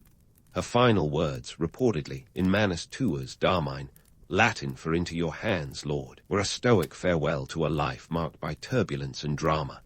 Mary's execution sent ripples across Europe, fueling Catholic outrage and solidifying her place in the annals of martyrdom. Elizabeth, who had reluctantly signed the death warrant, faced the diplomatic fallout like a mother dealing with a child's tantrum, steadfastly, but with a hint of regret. The execution was an event that underscored the brutal realities of power politics in the 16th century, a world where alliances were as durable as a sandcastle at high tide. Mary, Queen of Scots, left a legacy that was as complex as the woman herself. Her life was a tapestry of intrigue, ambition, and tragedy, woven with the threads of her own decisions and the machinations of those around her. The romantic image of Mary as a tragic heroine endures, but beneath the legend lies the harsh reality of a queen who played the game of thrones and lost. Yet, in her loss, she gained immortality, her story echoing through history as both a cautionary tale and a poignant reminder of the human cost of political ambition. And so, as the curtain falls on this chapter of Mary's life, one can't help but marvel at the narrative she left behind, a tale that continues to captivate and confound, proving that in the grand theatre of history, Mary, Queen of Scots, was a star whose light still shines brightly, even from beyond the grave. As the curtains of history draw back to reveal Mary's enduring legacy, her story remains as captivating as ever, a heady cocktail of romance, tragedy, and political intrigue that still leaves us reaching for the popcorn. But beyond the drama, what is it about Mary, Queen of Scots, that continues to intrigue and inspire? Why has she been cemented in the annals of history as both a tragic heroine and a cautionary tale? To understand Mary's posthumous reputation, let's first wade through the murky waters of myth and reality. Picture Mary not as a mere footnote in Elizabethan history, but as a headline in her own right. The myths surrounding her life, from the downtrodden widow to the glamorous femme fatale, have been shaped over centuries by poets, playwrights, and more recently, filmmakers, all eager to add their brushstrokes to her larger-than-life portrait. But let's not forget that behind the romanticized image of the doomed queen lies a more nuanced reality. Mary's life was a veritable minefield of political missteps and missed opportunities. Her attempts to juggle the crowns of Scotland and France, while also eyeing England, make her a prime example of the perils of wearing too many crowns. Her story underscores the harsh reality that being a queen in the 16th century was less about reigning supreme and more about surviving the cutthroat world of power politics. It was a time when alliances were as stable as a Jenga tower in an earthquake, and Mary's life was a testament to the fact that even the best-laid plans can go awry. Economically, Mary's reign was marked by the stark contrast between the opulence of the French court and the frugality of the Scottish one. Her upbringing in France, where the treasury was often as empty as a church on a sunny Sunday, left her ill-prepared for the austere realities of Scottish governance. To put it bluntly, managing Scotland's finances was about as glamorous as balancing a checkbook, and Mary's struggles in this arena were a contributing factor to her downfall. The Scottish crown's coffers were less bottomless pit and more leaky bucket, making the task of ruling a financially strapped kingdom all the more Herculean. Politically, Mary's life was a masterclass in the dangerous game of thrones. Her marriages were less about love and more about political alliances, unions that were often as ill-fated as a paper boat in a storm. Her nuptials with Darnley and Bothwell, in particular, served as stark reminders that in the world of royal matchmaking, the stakes are high and the outcomes often catastrophic. These alliances, fraught with scandal and intrigue, contributed to her image as a tragic queen, ensnared by the very political webs she sought to spin. And then there's the matter of religious strife. Mary's Catholic faith set her against the rising tide of Protestantism in Scotland, a clash that was about as harmonious as cats and dogs. Her struggle to reconcile these religious divides paints a picture of a queen caught between the old ways and the new, a tension that is as relevant today as it was then. Despite, or perhaps because of, these challenges, Mary's story resonates with us. Her life is a cautionary tale of ambition and the pitfalls of power. It serves as a reminder that in the world of politics, as in life, there are no guarantees. Yet in her failures, Mary found a kind of immortality. Her execution at Fotheringhay Castle on that fateful day in 1587 may have ended her life, but it only added fuel to the fire of her legend. In death, she became a symbol of the tragic queen, a narrative that continues to captivate and confound. But let's not overlook the lessons Mary's life offers about human nature and the perennial struggle for power. Her story is a poignant reminder of the fragility of authority and the relentless march of time. It highlights the timeless truth that those who rise to power must also reckon with the forces that seek to bring them down. Mary's life, with all its triumphs and tribulations, serves as a testament to the enduring human spirit, a spirit that persists in the face of adversity, that dreams even when the odds are stacked against it. In reflecting on Mary's legacy, we find a rich tapestry of history that offers as much insight as it does drama. Her life was a complex interplay of personal ambition and political necessity, a dance as intricate as any courtly mask. And while her story may be steeped in tragedy, it also offers a glimmer of hope, a reminder that even in the darkest of times, the human spirit can shine through. So as we close the book on Mary, Queen of Scots, let's not just remember her as a tragic figure caught in the crosshairs of history. Let's also remember her as a woman who dared to dream, who fought for her place in a world where power was as fleeting as the Scottish sunlight. Her legacy is a testament to the enduring power of storytelling, a narrative that continues to inspire, to caution, and to remind us that history is not just a series of events, but a tapestry of human experiences that resonate through the ages. And there you have it, a tale of crowns and calamities, of ambition and intrigue, and of a queen whose story continues to captivate the imagination. As the echoes of Mary's life reverberate through the corridors of history, one thing remains clear. In the grand theatre of the past, few figures shine as brightly or as tragically as Mary, Queen of Scots. In medieval Europe, where your average day involved dodging bandits or appeasing a particularly grumpy baron, a group of merchants had a light bulb moment. What if we stopped getting robbed? Thus, the Hanseatic League was born, essentially the Middle Ages version of LinkedIn, but with fewer spammy messages. Around the late 12th century, these savvy traders decided that strength lay in numbers, and they weren't just waxing philosophical about it. They meant business, literally. Now, you might think medieval merchants were just a bunch of dusty guys with carts full of questionable fish. But these folks were the original entrepreneurs, wheeling and dealing from London to Novgorod. How did they manage all this in an age where the fastest form of communication was a horse?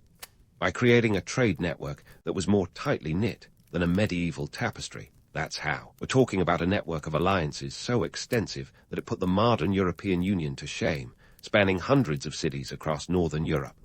Let's set the stage. Europe was in a bit of a mess. Picture a continent fragmented into tiny fiefdoms, each ruled by a lord who thought he was the next Charlemagne. It was like Game of Thrones, but with more dysentery and fewer dragons.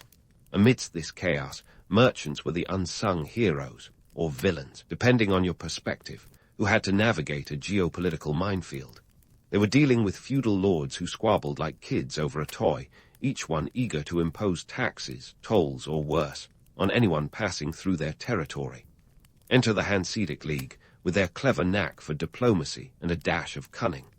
These merchants banded together, not because they were born collaborators, but because they had a common enemy, everyone else. They needed protection from pirates on the high seas, bandits on the roads, and overly ambitious lords who saw a merchant as a walking piggy bank. By uniting, they could negotiate better terms, create safer trade routes, and essentially become the medieval equivalent of a multinational corporation. They started small, with cities like Lübeck and Hamburg leading the charge. Lübeck, for instance, was the Silicon Valley of its day, minus the avocado toast. Established as a key port on the Baltic Sea, Lübeck was perfectly positioned to control trade routes. By the 13th century, it was the unofficial capital of the Hanseatic League, a title it held with all the gravitas of a king holding court. This wasn't just about protecting their own, it was about expansion. The League's members were like parkayman trainers, collecting cities as they went. But instead of badges, they got access to lucrative markets.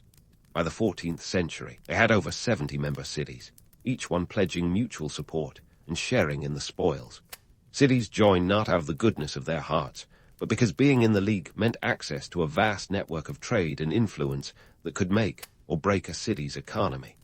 The League was a masterclass in branding. They created a reputation so fearsome that even pirates thought twice before messing with a Hanseatic ship. And if you're wondering about the perks of membership, imagine getting a black card that guarantees safe passage across dangerous seas and roads, with a little less focus on luxury and more on survival. They even wielded enough clout to influence kings and emperors, often negotiating favorable trade deals that would make modern lobbyists green with envy. But let's not romanticize these shrewd traders too much. Sure, They were economic pioneers, but they were also opportunists. The League didn't shy away from using its collective might to strong-arm non-member cities into compliance. Refuse to join, and you might find your city's trade routes blockaded or your goods subject to some hefty tariffs. It was business, not personal, though try telling that to a city suddenly cut off from the lucrative Baltic trade. Despite their ruthless tactics, the League's members were playing a long game. They understood the value of stability and worked tirelessly to maintain it across their trade network. This wasn't some utopian society. It was a cutthroat enterprise. Yet, in a world where alliances were as fickle as the weather, the League managed to create a semblance of order. In essence, the Hanseatic League was medieval Europe's answer to the chaos of its time, a testament to the power of collective action in an era dominated by individual ambition. These merchants, with their ledgers and their longboats, crafted a legacy that would influence trade for centuries to come. And while the League eventually faded into the annals of history, its impact on the economic and political landscape of Europe was anything but ephemeral. In a world where survival often depended on cunning rather than brute force, the Hanseatic League was a shining, if slightly tarnished, example of unity in the pursuit of profit. As the Hanseatic League sailed into the 14th century, it was like watching a scrappy startup become a corporate giant, complete with all the power plays and a few questionable ethics. By now, the League had grown to over 200 cities and towns, a sprawling economic empire that made even the Holy Roman Empire look like a backyard barbecue. Lübeck, still at the helm, was the nerve center of this medieval megacorp, dictating trade terms like a boss who never left their corner office. By this point, the League had become the medieval version of a Fortune 500 company, its influence stretching across northern Europe. Their secret weapon, the carg ship, a bulky vessel with all the grace of a floating brick, but the capacity to haul enough goods to make a modern cargo ship blush. These ships were the backbone of their trade network, transporting everything from salt and timber to the real MVP of Hanseatic trade. Herring. Yes, herring. In an era before refrigeration, this oily fish was worth its weight in gold, or at least in salted barrels. It was the medieval equivalent of trading cryptocurrency, with fortunes made and lost on the slippery scales of this humble fish. Now, let's talk logistics. Picture the League's trade routes as the veins of a vast economic beast, pulsating with goods and gold. These routes were meticulously maintained, with merchants navigating them like seasoned pros. This was no small feat, considering the medieval roads were more pothole than pavement, and the seas were infested with pirates who had a penchant for plundering. The League, however, had a knack for turning threats into opportunities. Pirates were given a choice: join us and get a cut of the pie, or face the full wrath of our combined naval forces. Many chose the former, swapping the Jolly Roger for the Hanseatic flag, a testament to the League's persuasive powers and its unwillingness to leave profit on the table. But the League's influence wasn't confined to the high seas. It seeped into regional politics like a particularly determined ink stain. The Hanseatics were masters of the diplomatic dance, playing rulers off against each other with the finesse of a chess grandmaster. They negotiated with kings, dukes, and emperors, often securing trade privileges that would make even the slickest modern lobbyist envious. Need a tax exemption? No problem. Want exclusive rights to a port? Consider it done. The League's economic clout was such that it could make or break a ruler's reign, turning trade disputes into a medieval game of Monopoly where they always had boardwalk and park place. Of course, not everyone was thrilled with the Hanseatic monopoly. Non-member cities often found themselves on the receiving end of the League's less-than-friendly persuasion tactics. Refuse to play ball, and you'd find your city's trade routes blockaded faster than you could say economic embargo. It was the medieval version of being unfriended on social media, but with far more dire consequences. If you weren't in the League, you were out in the cold, literally and figuratively. Yet, for all their power, the Hanseatic League wasn't infallible. They had their fair share of internal squabbles and external threats. Member cities sometimes bickered like siblings over the last piece of cake, and rival powers were always lurking, eager to take a bite out of their profits. The League's greatest strength was also its Achilles heel, its sheer size. Keeping over 200 cities in line was like herding cats with a particularly strong sense of independence. It required diplomacy, cunning, and occasionally, a heavy hand. Despite these challenges, the League thrived, its members united by the shared goal of profit. They understood that in a world where might often overshadowed right, economic power was a formidable weapon. By the end of the 14th century, the Hanseatic League had solidified its place in history as a testament to the power of collective action, a medieval megacorp that wielded influence with the dexterity of a seasoned puppeteer. In the grand tapestry of history, the Hanseatic League is a thread that stands out, a reminder that in the Game of Thrones, or trades, sometimes the pen really is mightier than the sword. As we continue to unravel the story of this remarkable alliance, remember, the League was more than a footnote in history. It was a force that shaped the economic and political landscape of medieval Europe, a legacy built on trade, tenacity, and a touch of audacity. So, as we sail forward, keep your eyes on the horizon. There's more to come in this tale of herring, hubris, and high seas hijinks. Speaking of high seas hijinks and the Hanseatic League, it's time to lift the veil on the myths and legends that have romanticized this medieval juggernaut. Picture the League as a band of merry merchants, singing sea shanties and sharing ale, right? Wrong. This wasn't some Cumbria campfire. It was more like a medieval boardroom brawl. The League's reputation as a harmonious brotherhood is about as accurate as the idea that medieval peasants spent their evenings dancing around maypoles. First, let's talk Lübeck, the self-proclaimed queen of the Hanseatic League. Lübeck was the League's nerve center, but it wasn't all about diplomatic handshakes and trade negotiations. Behind the city's formidable walls, there were power struggles that would make a reality TV show look tame. With ambitions bigger than their Baltic sea routes, Lübeck often clashed with other cities like Hamburg. Lübeck wanted to play conductor to the League's orchestra, but Hamburg had its own symphony in mind, particularly when it came to controlling trade routes along the Elbe River. Speaking of Hamburg, it was no mere sidekick. This city was like the scrappy upstart, challenging the old guard. Hamburg was strategically located at the mouth of the Elbe, making it the gateway to Western Europe. With such prime real estate, they weren't about to let Lübeck dictate all the terms. The rivalry between these two cities was akin to a medieval chess match, with each move carefully calculated to outmaneuver the other. And just like in chess, there were no friends, only allies of convenience. Now, while Lübeck and Hamburg were busy playing chess, the rest of the League's members were engaged in something more akin to a game of Risk, global domination, one trade route at a time. This wasn't just about expanding markets. It was about securing monopolies. And if that meant stepping on a few toes, or entire cities, so be it. They were like the original corporate raiders, swooping in to take control of trade hubs from Bruges to Bergen. But let's address the elephant in the room. Piracy. The Hanseatics had a complicated relationship with pirates, much like a modern corporation might have with hackers.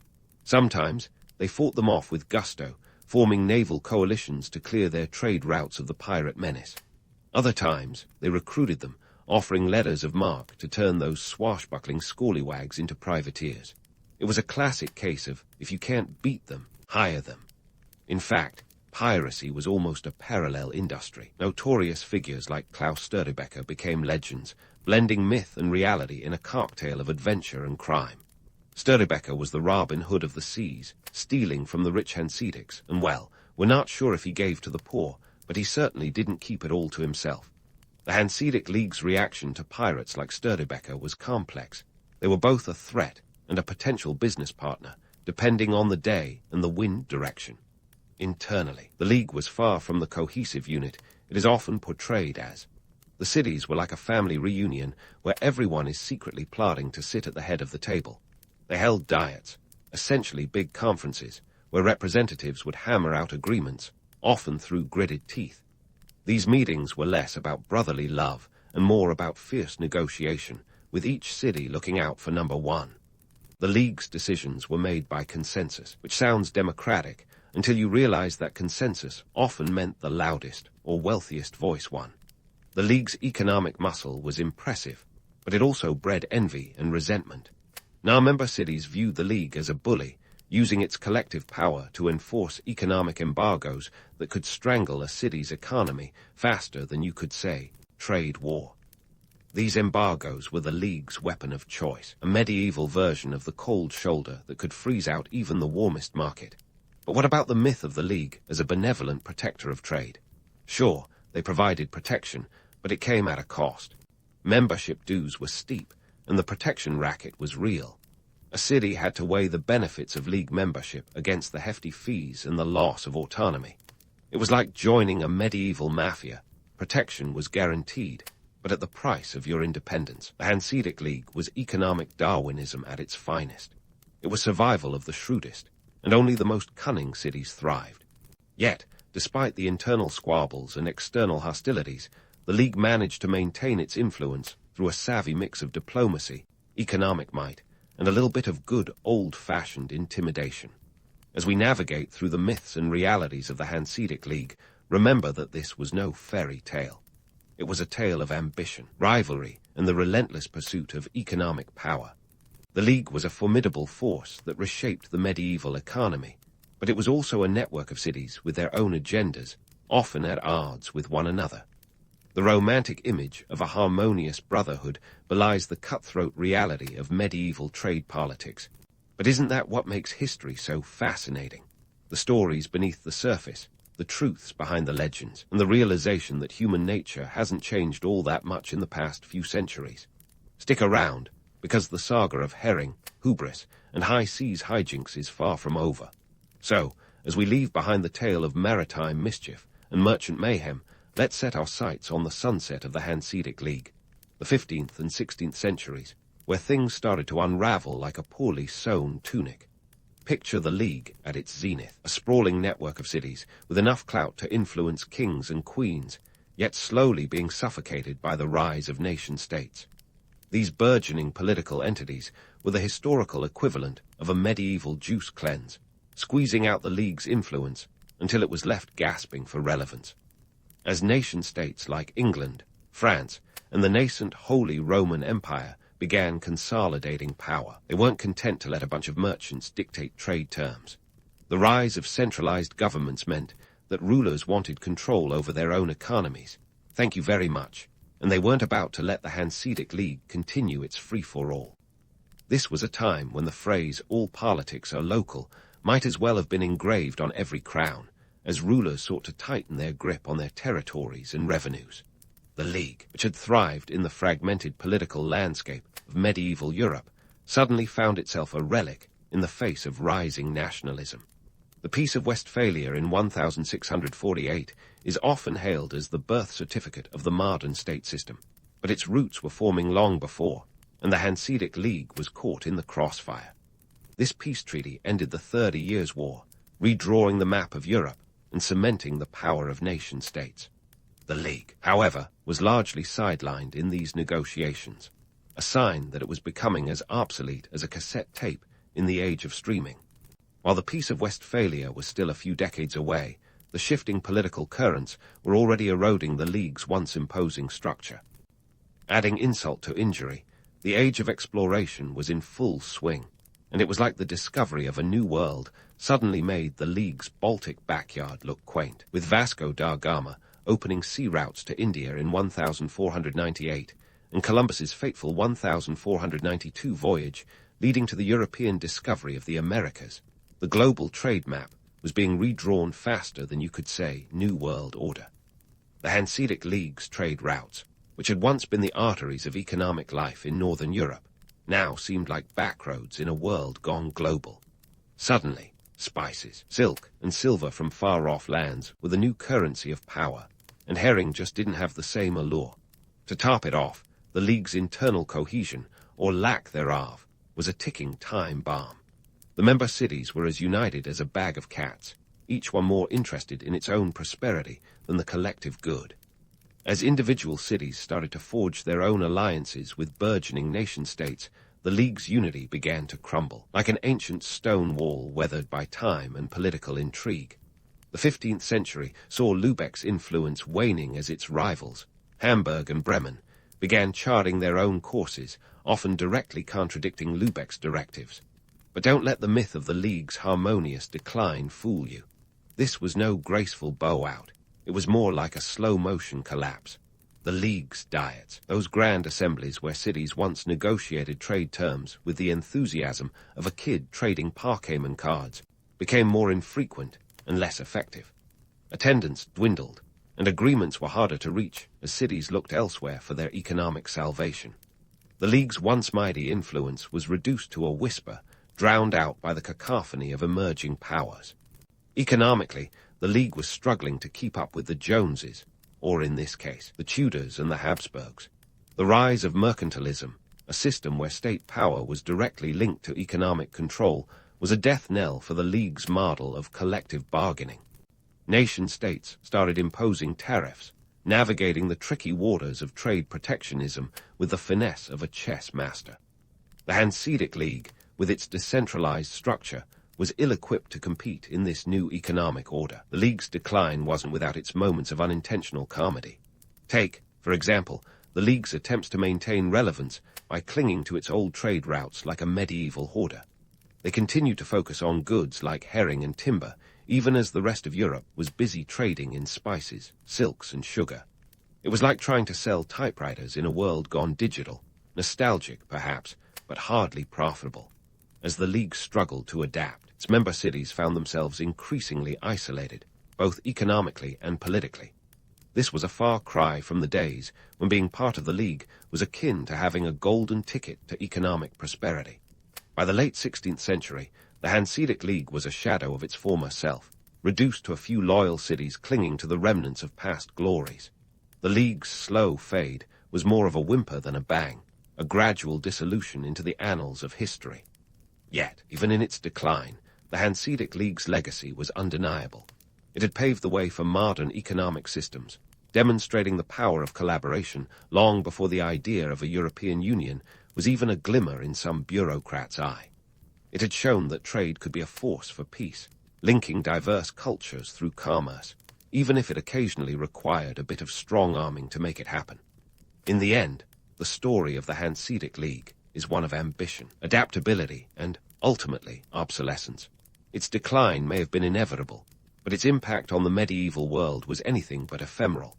As we pause on the brink of the League's final chapters, let's remember that history is a tapestry woven from both triumphs and failures, and the Hanseatic League's tale is a vivid thread in that complex fabric. So, as we prepare to explore the League's last stand and its enduring influence, let's keep our eyes on the horizon. There's still more to uncover in this saga of trade, transformation, and transition. As the final chapters of the Hanseatic League's saga unfold, we find ourselves at a crossroads of history and legacy, where the past meets the present with all the subtlety of a medieval banquet, a mix of grandeur and the occasional spilled goblet.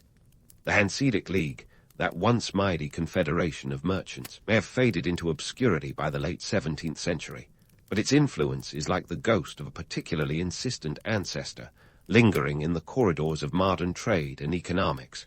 First, let's address the elephant in the ledger: trade cooperation and mutual benefit.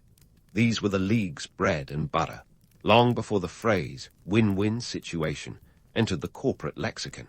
In a world where cutthroat competition was the norm, the League managed to create a network of cities that understood the power of collaboration. It was essentially the original "you scratch my back, I'll scratch yours" agreement, minus the itchy woolen tunics. This principle of mutual benefit is something that continues to resonate in today's global economy, where international trade agreements are hammered out with the same fervor as a medieval diet, albeit with fewer swords on the table. Consider the European Union, a modern incarnation of economic cooperation, which echoes the Hanseatic League's model in its quest to create a single market. The EU, with its 27 member states, operates on the idea that collective action can enhance prosperity, a notion the League would applaud, perhaps with the clinking of tankards filled with something stronger than mineral water. The legacy of the League lives on in trade blocs and economic partnerships around the world, from NAFTA, now USMCA, to ASEAN, where the emphasis is on reducing barriers and enhancing trade flows. The League sowed the seeds of this interconnected commerce, proving that sometimes the sum really is greater than its parts. And what about those modern trade agreements? They are the League's spiritual successors, complete with complex negotiations and the occasional stalemate over fishing rights. Sound familiar? The League's ability to influence rulers and secure favorable terms has echoes in today's world. where trade representatives do battle in conference rooms rather than on the high seas. The World Trade Organization, for example, might just owe a nod to the Hanseatic League for showing how international trade can be regulated through consensus and cooperation, even if it occasionally requires some arm twisting. Yet, for all its successes, the League's story isn't just about triumphs. It's a tale of ambition and adaptability, but also of eventual obsolescence. As romantic as it is to imagine a band of merchants navigating the turbulent waters of medieval politics, the harsh reality is that the League's decline was as much a lesson in the dangers of rigidity as it was in the power of unity. By the time nation-states were on the rise, the League's decentralized structure was its Achilles heel, unable to compete with the centralized power that emerging governments wielded like a scepter. But let's not get too misty-eyed about this medieval powerhouse. After all, the League wasn't above a little economic bullying when it suited its interests. The romantic image of a cooperative brotherhood often ignores the fact that the League used its clout to strong-arm non-member cities into submission, much like a medieval version of a corporate takeover. If you didn't play by their rules, you were likely to find yourself out in the economic cold, something that modern trade agreements occasionally mirror, with their own set of exclusionary practices. So why does the Hanseatic League story still captivate us?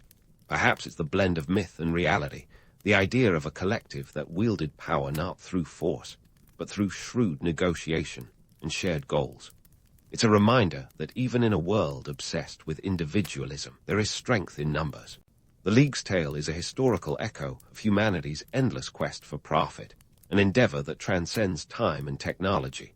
Whether it's a medieval merchant bartering in the Baltic or a modern CEO negotiating a multinational deal, the drive for economic gain remains a constant, a testament to the unchanging nature of human ambition.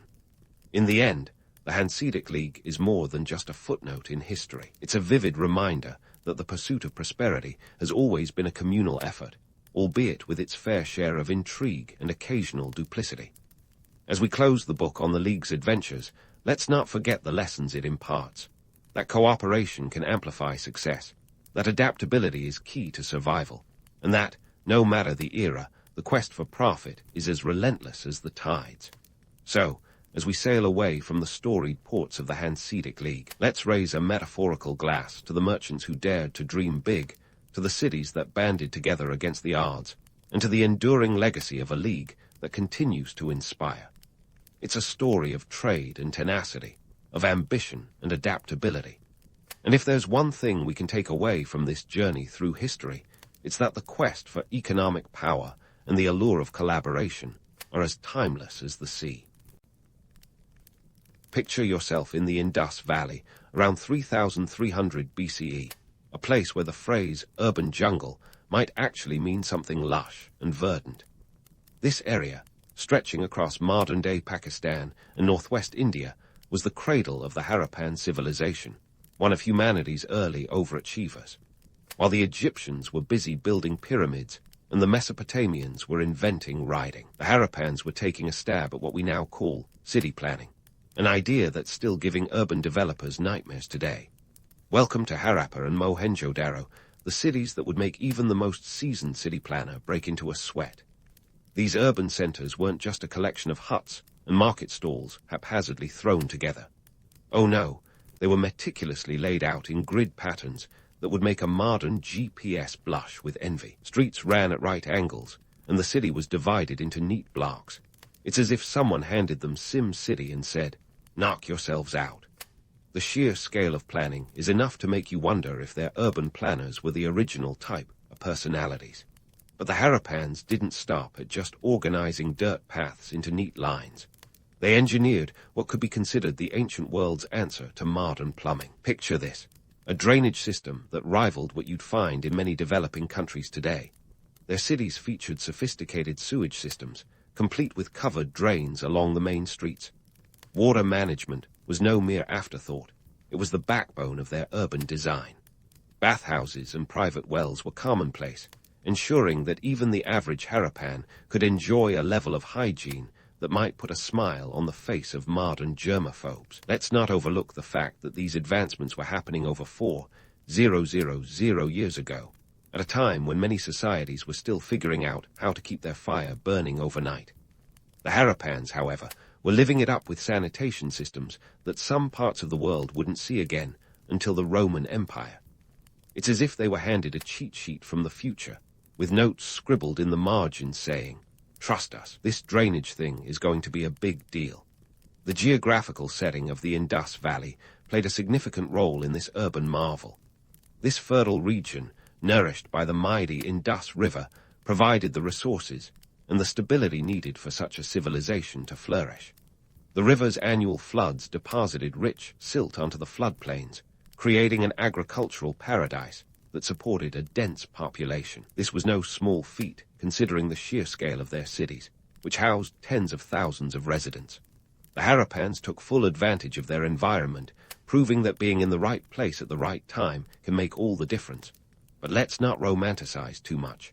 While the Harappans were building their cities and plumbing systems, they weren't sitting around meditating on world peace. They faced the same challenges that any urban society does: resource management, social organization, and perhaps the occasional neighborly dispute over whose goats were trespassing on whose land. It's a sobering reminder that even in the cradle of civilization, life was a balancing act of innovation and survival. The Harappan civilization's urban planning was a double-edged sword. On one hand, it allowed them to create efficient and organized cities that could accommodate large populations. On the other, it required a level of social cooperation and governance that likely wasn't without its conflicts. The fact that they managed to pull it off is a testament to their ingenuity and resilience. But it also makes you wonder, what kind of debates went on in those ancient city councils? What compromises were made to keep the peace and maintain the infrastructure? As we stroll through the streets of Harappa and Mohenjo-Daro in our minds, it's easy to be dazzled by their achievements. But it's equally important to remember that these cities were living, breathing entities, with all the complexities and challenges that entails. The Harappans may have laid the groundwork for modern urban living, but they were also just figuring things out as they went along. They weren't perfect, but they were pioneers, and their legacy is one of ambition, innovation, and a fair amount of grit. So next time you're stuck in traffic or complaining about your local sewer system, spare a thought for the Harappans. They faced their own set of urban challenges in a world without modern technology or conveniences. Yet they managed to create cities that were the envy of their time. And who knows? Maybe, just maybe, those ancient city planners are somewhere in the afterlife, shaking their heads and thinking, "You guys still haven't figured this out yet." So while the Harappans were busy perfecting the art of urban planning, they were also quietly mastering another crucial element of civilization: the economy. You see, while their streets and sewers were a marvel, it was their trade networks that truly set them apart. Picture this: a vast commercial web stretching from Mesopotamia to Central Asia, with Harappan merchants at the center, wheeling and dealing like ancient Wall Street brokers. The Harappans were the original globalizers, long before globalization was cool or even a thing. They didn't just trade with the kid next door. They were in it for the long haul, literally. Their trade routes spanned hundreds of miles, connecting them with the distant lands of Mesopotamia, modern-day Iraq, and even the remote regions of Central Asia. These weren't just quick trips to the ancient equivalent of a neighborhood grocery store. We're talking about epic journeys that would make Marco Polo want to stay home with a cup of tea. Now, you might be wondering what exactly the Harappans were trading that made these long treks worth the effort. Well, let's just say their goods were the kind of stuff that would have made any ancient influencer's wish list. Harappan merchants were known for their high-quality cotton textiles, which were a hit in Mesopotamia. Imagine walking into a bustling bazaar in Ur and finding the latest Harappan fashion on display, talk about setting trends. And then there were their beads, crafted with such precision that even today's finest jewelers might break a sweat trying to replicate them.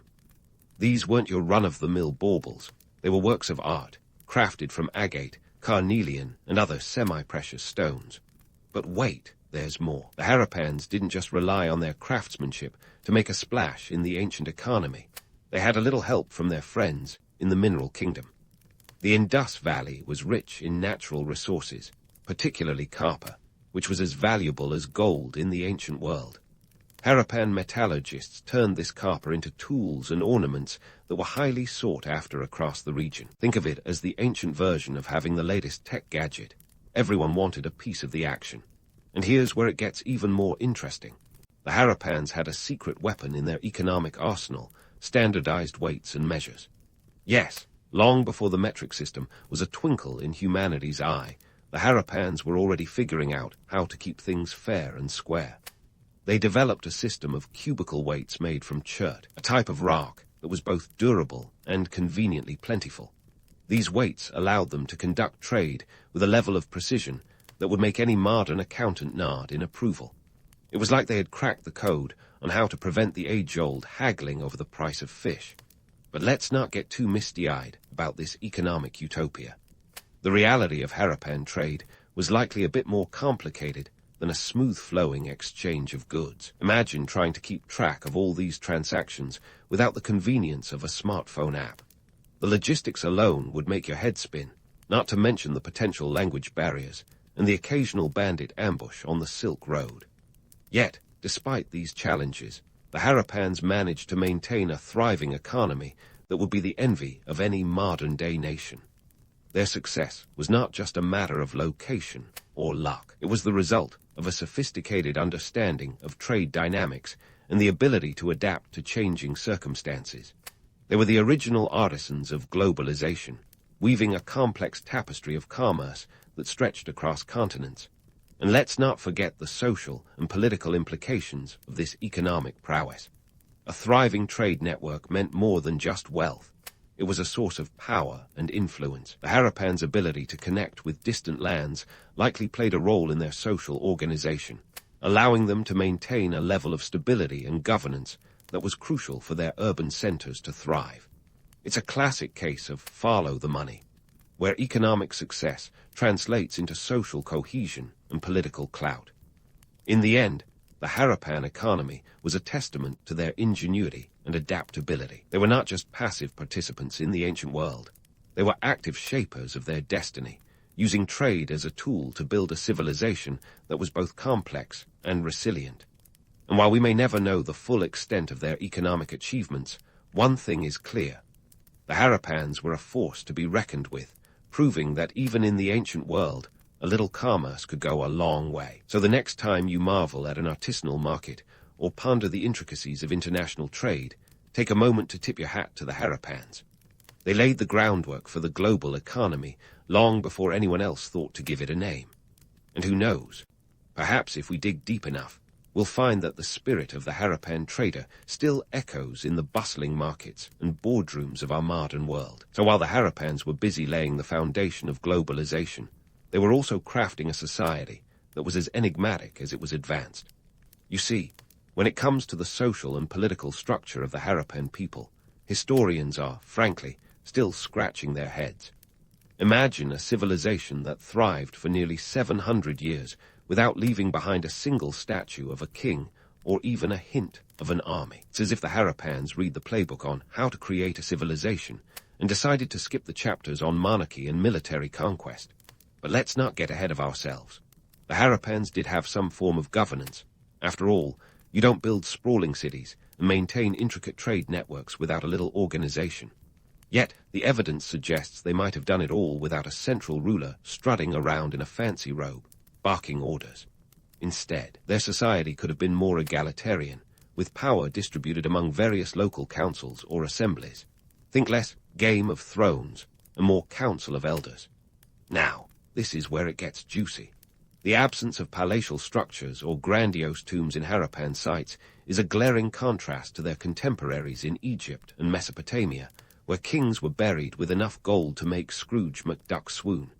The Harappans, on the other hand, seem to have resisted the urge to build colossal monuments to their leaders. Maybe they figured that a well-designed drainage system was monument enough, or perhaps they were too busy perfecting the art of bead making. And speaking of beads, here's a thought. Could the Harappans have been the original influencers, using their exquisite jewelry to convey status instead of relying on titles or crowns? Imagine a society where your clout was measured not by the size of your army, but by the intricacy of your carnelian necklace. No wonder they didn't need Instagram. They had a social structure that could fit into a single shot. But let's not romanticize the Harappans as some ancient utopia where everyone held hands and sang Cumbaya. The truth is, we don't have all the answers. Their lack of written records leaves us with more questions than answers. What we do have, however, are tantalizing clues that challenge the traditional narrative of ancient power structures. For instance, archaeological sites reveal a surprisingly uniformity in house sizes and city planning, suggesting a society that valued balance over bling. It's as if they all collectively decided that keeping up with the Joneses was a waste of perfectly good pottery. Another compelling piece of evidence comes from their burial practices. Unlike the Egyptians, who seem to have a thing for pyramids and mummification, the Harappans opted for simple graves. There are no signs of extravagant tombs or burial goods that scream, "Look at me, I'm important."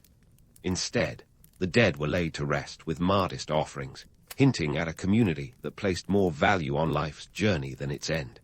It's almost as if they were the original proponents of minimalism, centuries before it became a lifestyle choice.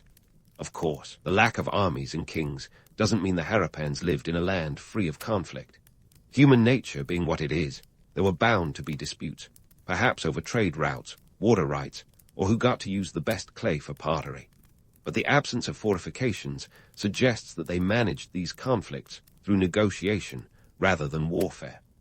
Picture a society where diplomacy was the first line of defense and swords were more ornamental than operational. The Harappans' political structure likely revolved around civic responsibility and community engagement. Imagine city councils bustling with debates and decisions made by consensus. While this might sound like the setup for a lengthy and tedious meeting, it also speaks to a society that prioritized collaboration over coercion. In a world where might often made right, the Harappans chose a different path, one that relied on the strength of shared purpose rather than the sword. Now, let's address the elephant in the room, the myth of the mysterious Harappans. There's a certain allure to the idea of a lost civilization, shrouded in mystery and hidden beneath layers of history.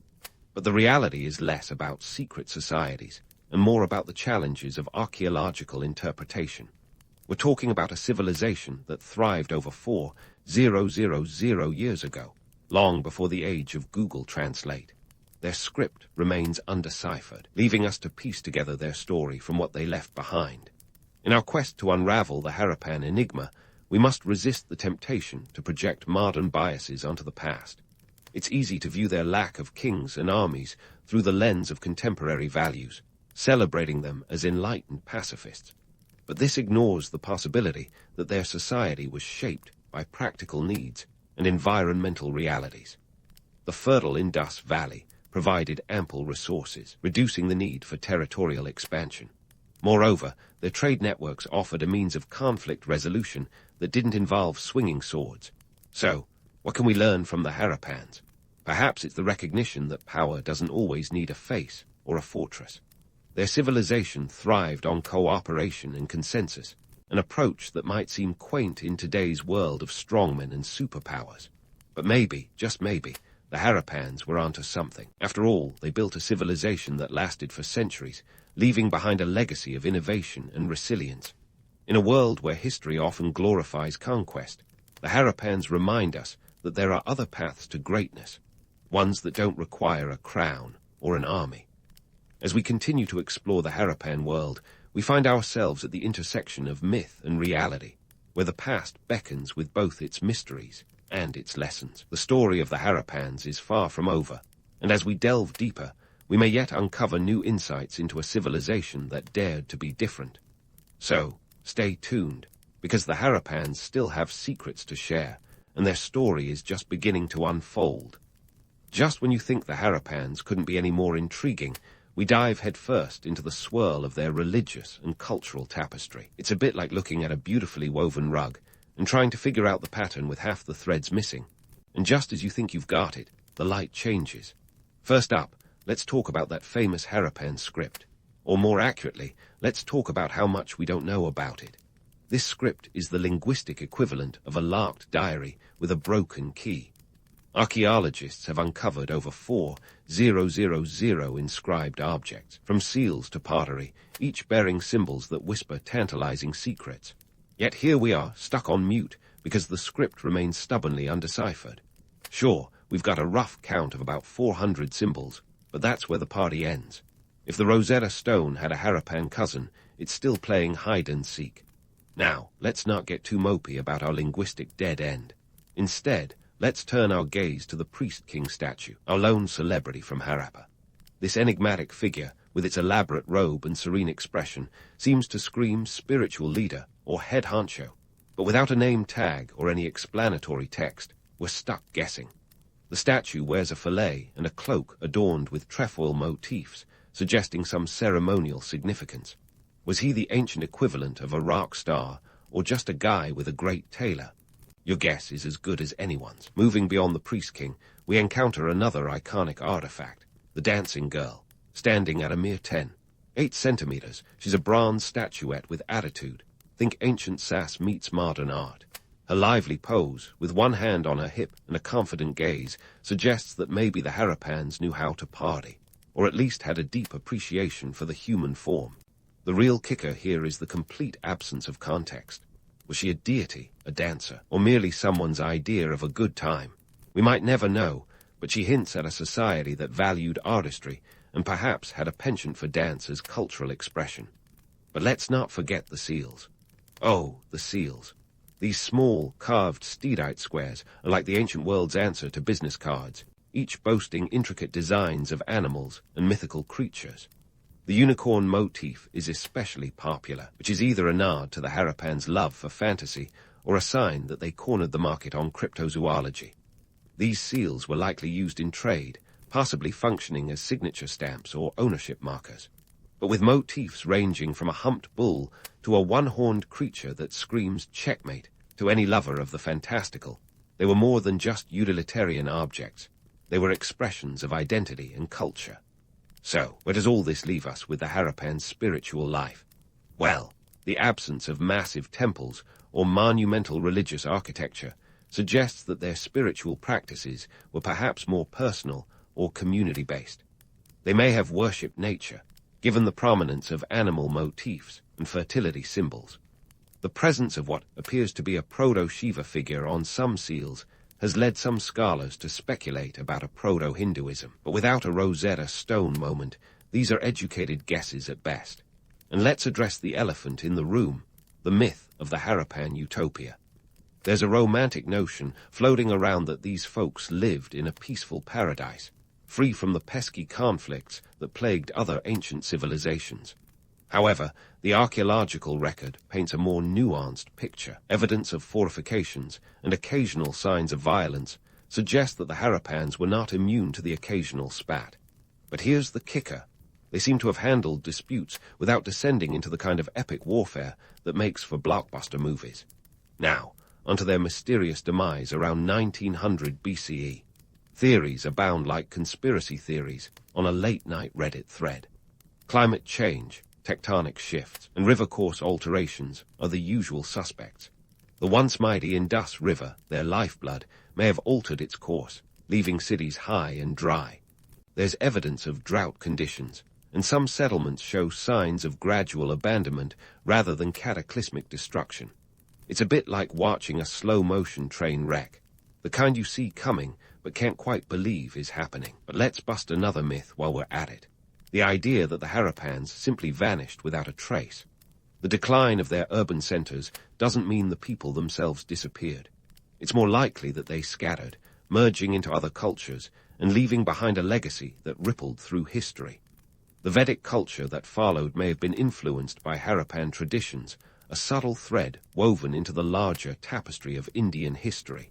So, as we stand at the threshold of the Harappan legacy, we're left with more questions than answers. But that's the beauty of history, isn't it? It's a puzzle with pieces missing, a story with chapters unwritten. The Harappans may have left us with silence, but it's a silence that invites exploration, a mystery that beckons us to dig deeper, not just into the earth, but into our understanding of what it means to be human. Stay tuned, because the tale of the Harappans is far from over, and who knows what the next excavation might reveal. As we continue to unravel the intricate tapestry of the Harappan legacy, it's clear that these ancient urbanites didn't just disappear into thin air like a magician's rabbit. Instead, their influence seeped into the cultural undercurrents of subsequent civilizations, leaving an indelible mark on the subcontinent's historical canvas. The Harappans might not have left behind grandiose monuments or epic poetry, but their whispers can still be heard in the traditions and practices of later societies. Let's start by acknowledging the likely cultural hand-me-downs to the Vedic civilization, which succeeded the Harappans around 1500 BCE. While the Vedic texts don't give a direct shout-out to their predecessors, it's hard to ignore the echoes of Harappan urban planning and water management techniques in later Indian cities. Harappan's penchant for standardized weights and measures may have inspired the meticulous rituals and measurements observed in Vedic rituals. It's as if the Harappans were the unsung architects of an intricate blueprint that others would adapt and refine over the centuries. Now, fast forward to modern archaeology, where the Harappan civilization continues to be the gift that keeps on giving. Every new excavation is like unwrapping a surprise present from the past. Sometimes it's socks, sometimes it's a shiny new toy. Take the recent digs at Rakhigarhi, for instance. This site, one of the largest Harappan settlements, has been a veritable treasure trove, offering up everything from ancient granaries to awe-inspiring jewelry. And let's not overlook the DNA analysis that suggests a genetic continuity between the Harappans and present-day populations in the region. It's a testament to the enduring legacy of these ancient people, whose bloodlines may still run through the veins of modern South Asians. But let's not get too wrapped up in the romance of the Harappan legacy without acknowledging the harsh reality.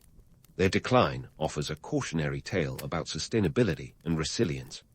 Around 1900 BCE, as we mentioned earlier, the Harappans faced environmental challenges that would make today's climate scientists break into a cold sweat. The drying up of the Gagahakra River and changing monsoon patterns likely played a pivotal role in their decline. It's a stark reminder that even the most advanced civilizations can crumble when Mother Nature decides she's had enough of our shenanigans. And here's the kicker. The Harappans' downfall wasn't due to a lack of innovation or adaptability, but rather the sheer scale of environmental change that outpaced their ability to cope. It's as if they were playing a game of chess, only to have the board flipped by an unseen hand. Their story serves as a sobering reminder of the impermanence of societies. No matter how advanced or resilient, all civilizations are ultimately at the mercy of the planet's whims. So, what can we learn from the Harappans' demise? For starters, the importance of sustainability. The Harappans were masters of resource management, but even they couldn't withstand the full force of environmental upheaval. Their experience underscores the need for modern societies to prioritize sustainable practices and prepare for the unpredictable twists of climate change. It's a lesson that resonates loudly in today's world, where the specter of environmental disaster looms ever larger on the horizon. But let's not end on a downer. The Harappans' legacy is not just a cautionary tale, but also a testament to human ingenuity and resilience. Despite their ultimate decline, they left behind a vibrant legacy that continues to inspire and intrigue. Their innovative spirit, reflected in their urban planning, trade networks, and cultural practices, serves as a beacon of creativity that transcends time. As we sift through the sands of history, piecing together the fragments of their story, we are reminded of the enduring power of human creativity and the indomitable spirit of exploration.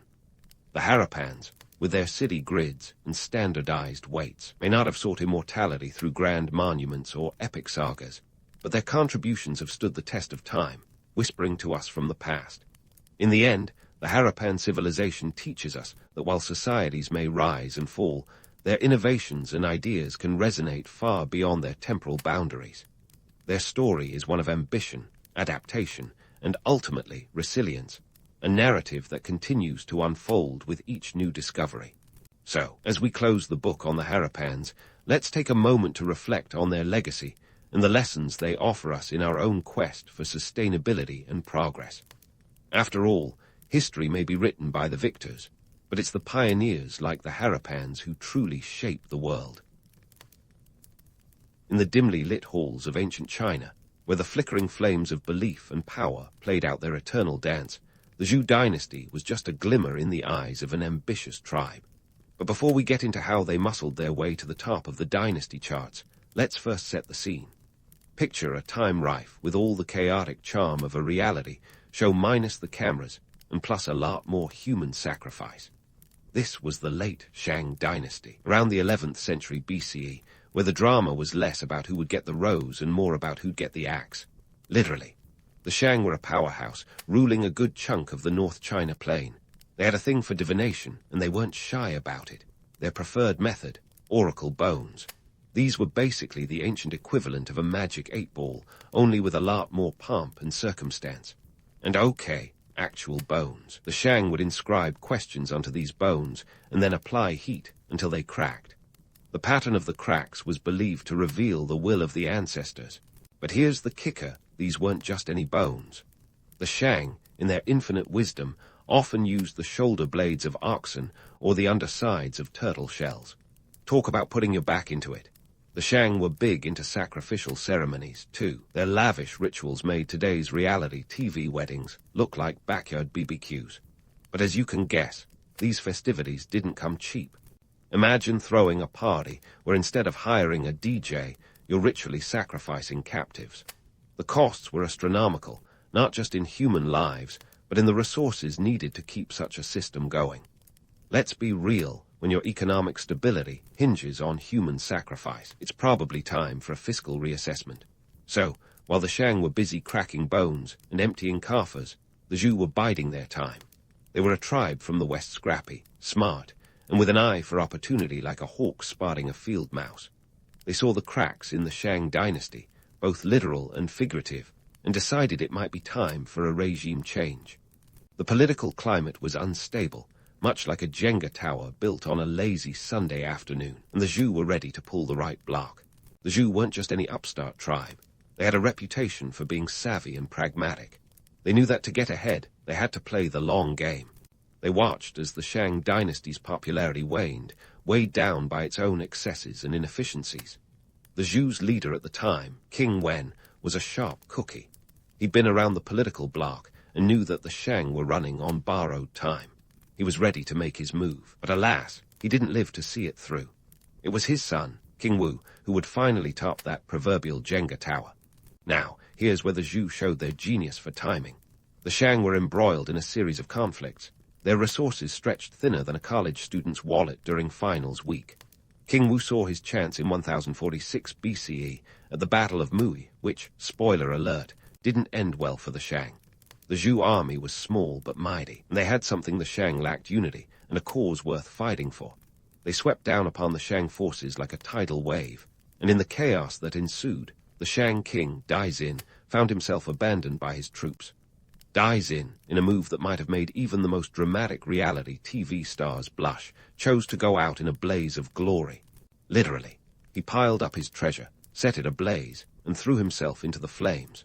Talk about an exit strategy. Of course, this left the Zhou with the unenviable task of dealing with the smoldering remains of a once great dynasty. But hey, they didn't conquer the Shang just for the scenery. They were ready to build something new from the ashes. By taking over the Shang territory, the Zhou didn't just inherit land. They inherited a system of governance that needed serious reworking. The Shang might have been great at divination, but their administrative skills left much to be desired. The Zhou, ever practical, set about creating a feudal system. They appointed relatives and loyal followers to govern different regions, ensuring that power remained decentralized enough to prevent any one person from pulling a Dai Xin and setting everything on fire again. In doing so, the Zhou laid the groundwork for what would become the longest-lasting dynasty in Chinese history. But let's not get ahead of ourselves. Right now, they were more concerned with stabilizing their new realm than with making history. They had a tough act to follow, and they knew it. The Shang had been legendary in their own right, with tales of their might and mysticism spreading far and wide. But the Zhou were determined to outlast them, to take the lessons of the past and forge a future that wouldn't crumble under its own weight. So, there you have it. The Zhou dynasty's rise was less of a meteoric ascent and more of a calculated climb. They didn't just want to replace the Shang. They wanted to be better, smarter, and more enduring. They saw the cracks in the Shang's foundation and decided they could build something stronger. And maybe, just maybe, they'd figure out a way to keep their leaders from setting themselves on fire. Because let's face it, that's just not sustainable governance. And so, with the Shang's charred legacy smoldering in their rearview mirror, the Zhou dynasty faced the challenge of convincing everyone that they hadn't just staged a hostile takeover. This wasn't a mere coup d'etat. Oh no, this was something far grander, an event ordained by the cosmos itself. Enter the Zhou's piece de résistance, the mandate of heaven. Think of it as a celestial seal of approval, the ancient equivalent of a blue checkmark on Twitter, only with a lot more philosophical weight and fewer hashtags. Now, the mandate of heaven wasn't just some airy-fairy concept pulled out of thin air. It was a stroke of PR genius, a divine endorsement that claimed the gods themselves had given their thumbs up to the Zhou's rule. The timing couldn't have been more perfect. The Shang's fall was conveniently framed as the universe's way of saying, "Next, please." The Zhou spun the narrative that they hadn't just won a battle. They'd been chosen by the heavens to restore order and righteousness to the world. And who could argue with that kind of divine HR decision? The genius of the mandate of heaven lay in its flexibility. It wasn't a once-and-done deal. The mandate could be revoked if a ruler failed to do their heavenly duty, which conveniently meant the Zhou could justify not only their rise to power, but also any future regime changes. This wasn't just about seizing power. It was about creating a moral framework that could sustain a dynasty for centuries. And sustain it did. The Zhou would go on to rule for a staggering 790 years, the longest of any dynasty in Chinese history. But let's not get carried away by the romance of celestial mandates. History has a way of turning even the most divine of narratives into a bit of a cosmic joke. You see, the universe doesn't always play by the rules, and sometimes it sends mixed signals. Case in point, natural disasters. Floods, famines, earthquakes, these were the universe's way of throwing a celestial wrench into the works. And for a dynasty claiming divine backing, such events could be a bit of a PR nightmare. So how did the Zhou handle these cosmic curveballs? With all the finesse of a modern-day spin doctor. They leveraged the mandate of heaven not just as a tool for legitimizing their rule, but as a means of accountability. Bad harvest. Clearly, the local governor wasn't living up to heaven's standards. Earthquake. Time to evaluate the moral fiber of the administration. This wasn't just political maneuvering. It was a sophisticated balancing act between maintaining the illusion of divine favor and addressing the very real challenges of governance. Of course, the Zhou had more than just divine narratives up their sleeves. They were savvy politicians who understood the importance of infrastructure, both physical and ideological. They invested heavily in building roads and canals, not just to move armies and goods, but to knit the vast empire together. This wasn't just about getting from point A to point B. It was about creating a cohesive state where the Zhou's influence could reach even the most distant corners. Economically, the Zhou didn't just sit back and let divine mandates do the heavy lifting. They knew that a thriving economy was the backbone of any lasting regime. Agriculture was the lifeblood of their economy, and they encouraged innovations in farming techniques. The iron plowshare, for instance, was a game changer, increasing productivity and, consequently, the food supply. More food meant more people, and more people meant more soldiers, workers, and taxpayers. It was the kind of virtuous cycle that kept the Zhou's celestial narrative spinning. Politically, the Zhou were no slouches either. They implemented a feudal system that was both practical and strategic. By installing relatives and loyal followers in key positions, they created a network of allegiances that spread their influence far and wide. This wasn't just about controlling territory. It was about weaving a web of loyalty that could withstand the test of time. And when your dynasty is built on the idea of divine favor, time is the ultimate test. But let's not pretend that everything was sunshine and rainbows in the Zhou dynasty. The very system that helped them rise to power also sowed the seeds of future challenges. Over time, those regional lords grew more powerful, their loyalty to the Zhou center wavering like a Wi-Fi signal in a concrete basement. The Zhou might have had the mandate of heaven, but maintaining it required constant vigilance and occasionally a hefty dose of political maneuvering. So there you have it, a dynasty built on divine intervention, clever PR, and a fair amount of agricultural ingenuity. The Zhou were masters of the long game, spinning a narrative that not only justified their rise, but also laid the groundwork for nearly 8 centuries of rule. They understood that power wasn't just about having a bigger army or a grander palace. It was about crafting a story that people believed in, even when the universe seemed intent on throwing a celestial tantrum. And in that, the Zhou were nothing short of legendary, proof that a good story, like a well-built dynasty, can stand the test of time.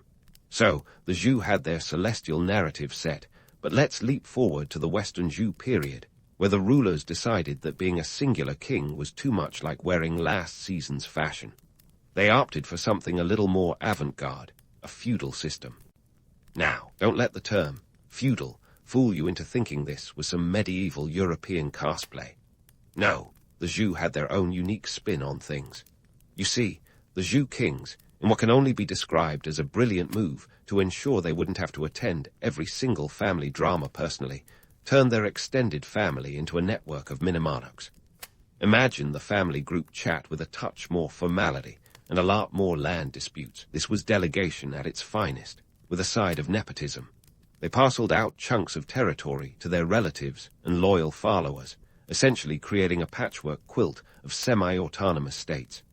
Each piece of this quilt was ruled by a local lord who would take care of the day-to-day governance while pledging allegiance to the Zhou king. It was like a game of political Jenga, where each block needed careful placement to keep the tower from toppling.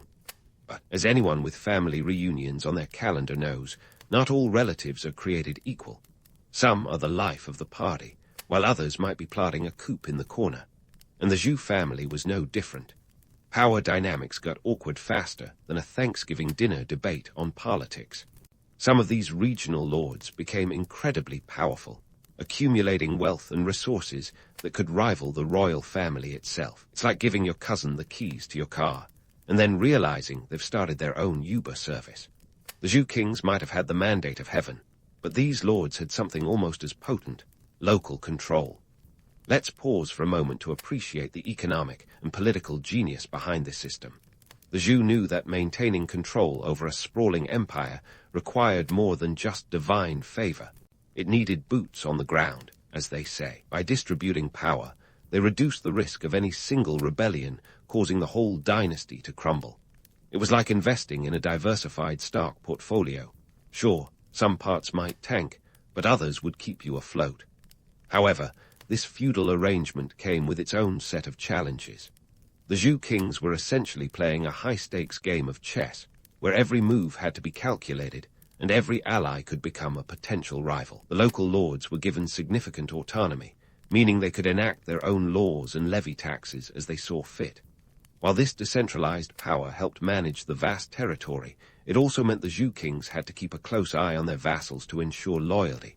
And loyalty, as history has shown, is often a slippery beast, especially when power and wealth are involved. From an economic standpoint, the feudal system was a double-edged sword. On one hand, it allowed for localized governance, which was more efficient for managing resources and responding to regional needs. On the other hand, it meant that the central government had less direct control over economic policies. The Zhou kings had to rely on their lords to send tributes and military support when needed, which worked, until it didn't. Imagine having to remind your regional governors that taxes are due, and instead of a polite email, you're dealing with a potential uprising. The Western Zhou period was a time of relative stability, but it was a stability maintained by constant vigilance and a keen understanding of human nature. The Zhou kings had to master the art of diplomacy, balancing the need for strong central authority with the autonomy granted to their vassals. It was a sophisticated dance, where one misstep could send the whole system tumbling. Yet, despite the inherent risks, this feudal system allowed the Zhou dynasty to maintain its grip on power for several centuries. The political landscape was a bit like a reality show, with alliances forming and dissolving faster than you could say, mandate of heaven.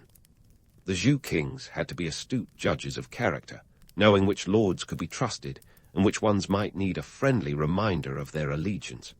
And when I say friendly reminder, I mean the kind that involves a show of military strength or a strategic marriage alliance. This wasn't just politics, it was survival of the shrewdest. But let's not sugarcoat it. The Zhou's feudal system also sowed the seeds for future instability. As the lords grew more powerful, their loyalty to the central Zhou authority waned. It's the classic case of give them an inch, and they'll take a mile. Only in this instance, the mile came with its own private army and a taste for independence. Over time, some of these lords began to see themselves less as vassals and more as kings in their own right. And when you start thinking of yourself as a king, well, you might just start acting like one. The Zhou's reliance on their extended family and loyalists to maintain control turned into a classic tale of unintended consequences. The very system that helped them rise to power also laid the groundwork for their eventual challenges. The Zhou kings had to navigate a delicate balance between granting enough power to keep their lords satisfied, while ensuring that their own authority remained unquestioned. It was a bit like trying to juggle flaming torches. Passable, but one wrong move, and you're in for a world of hurt. As we continue to unravel the tapestry of the Zhou dynasty, it's clear that their story is one of both grand vision and gritty reality. They were masters of the long game, building a dynasty that could withstand the test of time. Yet, even as they crafted narratives of divine favor and regional autonomy, the cracks in their carefully constructed system were beginning to show. But that's a story for another day. For now, the Zhou dynasty stands as a testament to the complexity of power, the allure of familial politics, and the ever-present challenge of keeping the peace in a world where everyone wants a piece of the pie. As the Zhou dynasty was busy juggling their precarious feudal arrangement, the Eastern Zhou era arrived, and boy, did it make an entrance. Picture this. It's the early 8th century BCE, and the Zhou capital is moving east to Luoyang. Why, you ask? Because an invasion by the Western barbarians had left their old digs in Heijing feeling less like home, sweet home, and more like home, very sweetly raided. This move marked the start of the Eastern Zhou, and a period that would make Game of Thrones look like a round of musical chairs. With the power center now further east, the Zhou kings found themselves with a bit of a PR problem. Their once mighty grasp on the nation had loosened, slipping through their fingers like soap in a communal bath. The noble families, those same ones who were supposed to be the bedrock of Zhou power, suddenly looked at their semi-autonomous territories and thought, why not audition for the real warlords of China? Indeed, the spring and autumn period was about to kick off, and with it, enough drama to fill a reality TV season. The spring and autumn period, spanning from around 770 to 476 BCE, was less about flowers blooming and more about states vying for dominance, as if there was a prize for the last warlord standing. The Zhou kings, once the big fish in a relatively calm pond, found themselves in a turbulent sea of power-hungry nobles. These nobles were like sharks that had smelled blood, and they were circling, ready to test the limits of their autonomy.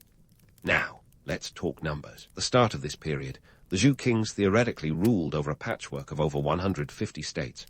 By its end, that number had dwindled to a mere handful of significant players, thanks to a series of brutal power consolidations that would have made Machiavelli proud. Among these states were the heavyweights like Jin, Kai, Qin, and Chu, each with its own ambitions and a growing appetite for control.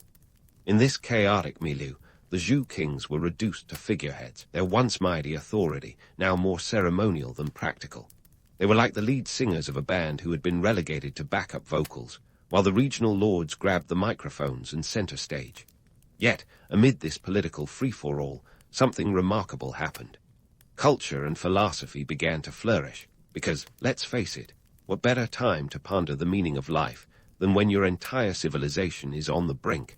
Enter Confucius, the man who would become synonymous with Chinese philosophy for centuries to come. Born in 551 BCE during the latter part of the spring and autumn period, Confucius was like the ultimate self-help guru of his time. He looked at the messy state of politics and society and thought, surely we can do better than this. So he set about crafting a philosophy based on ethics, morality, and social harmony, a set of ideas that would resonate long after the Zhou kings had faded into historical footnotes. Confucius advocated for a society where rulers were virtuous and led by example, a stark contrast to the cutthroat world of power struggles that defined his era. He didn't just preach these ideals, he lived them, traveling from state to state, offering his wisdom to anyone who would listen. Imagine him as a kind of philosophical troubadour, spreading ideas instead of songs, hoping to inspire a generation to rise above the chaos. But Confucius wasn't the only thinker stirring the pot. Laozi, an older contemporary, was busy laying the groundwork for Taoism. While Confucius was focused on societal harmony, Laozi took a step back and said, "Hey, maybe we should just go with the flow." Taoism championed the idea of living in harmony with the Tao, or the Way, a cosmic force that flowed through all things. If Confucius was the philosopher for the high-strung, type-A dynasty, Laozi was the guru for those who prefer to find balance in the natural order. It's almost as if the more chaotic the world became, the more people turned to philosophy to make sense of it all. The Zhou's loosening grip on power didn't just open the door for military opportunists. It also created a fertile ground for intellectual and cultural growth. The spring and autumn period was a time when ideas were as much in flux as political boundaries, and out of this intellectual cauldron emerged concepts that would shape Chinese civilization for millennia. But let's not get too swept up in the romance of philosophical musings. The harsh reality was that the Zhou kings were more like referees at a sports match where everyone was playing by their own rules. The noble families were obsessed with one-upping each other, and the Zhou court found itself caught in the middle, trying to maintain peace and order with little more than tradition and ceremonial authority as tools. The Eastern Zhou era wasn't just a hotbed of philosophical thought. It was also a period of technological and economic innovation. Iron tools and weapons became increasingly common, revolutionizing agriculture and warfare. The introduction of iron plowshares, for instance, meant that farmers could cultivate more land more efficiently, leading to population growth and, subsequently, larger armies. It was a classic case of technological progress driven by necessity, as each state sought to outdo its rivals in an arms race of agricultural and military might.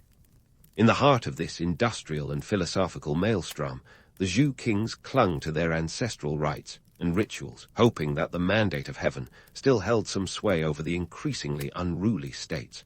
The problem was, as more and more states began to assert their independence, the mandate seemed less like a divine decree and more like a convenient excuse for power plays. The noble families were more concerned with expanding their own influence than heeding the Zhou's celestial authority. This period of Chinese history may have been chaotic, but it was also a crucible of creativity. The Zhou's feudal system, initially a means of control, had inadvertently set the stage for a cultural renaissance.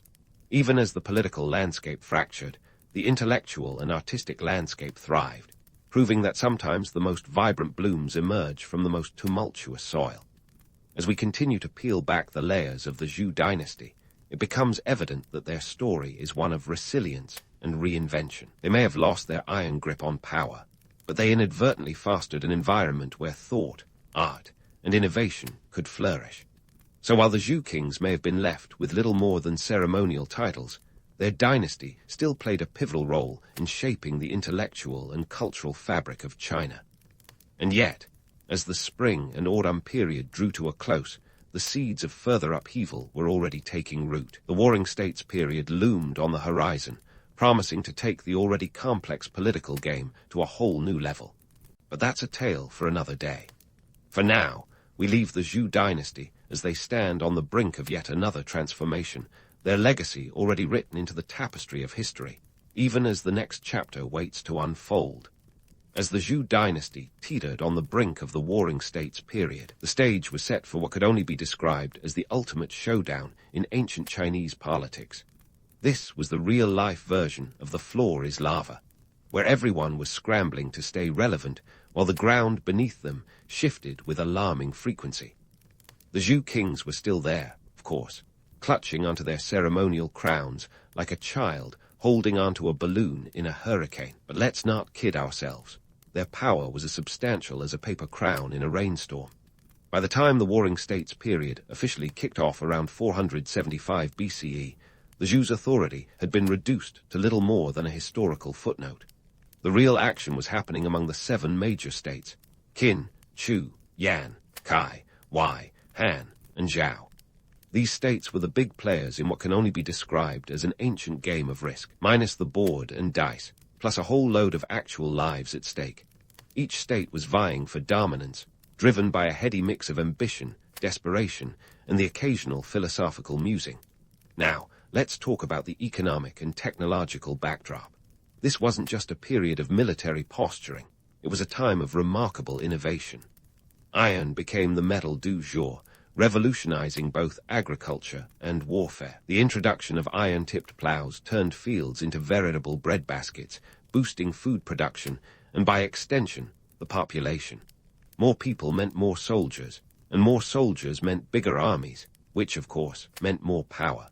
It's the kind of virtuous cycle that ancient rulers dreamed of, assuming they could stay on top of it. The arms race didn't stop at plowshares. Warfare itself was getting a high-tech makeover, states developing new strategies and technologies to gain the upper hand. Crossbows, for instance, became the must-have accessory for any self-respecting army, offering power and precision that made traditional bows look like toys. Cavalry units also started to play a bigger role, adding speed and maneuverability to the battlefield. The stakes were high, and the only way to stay in the game was to innovate faster than your rivals.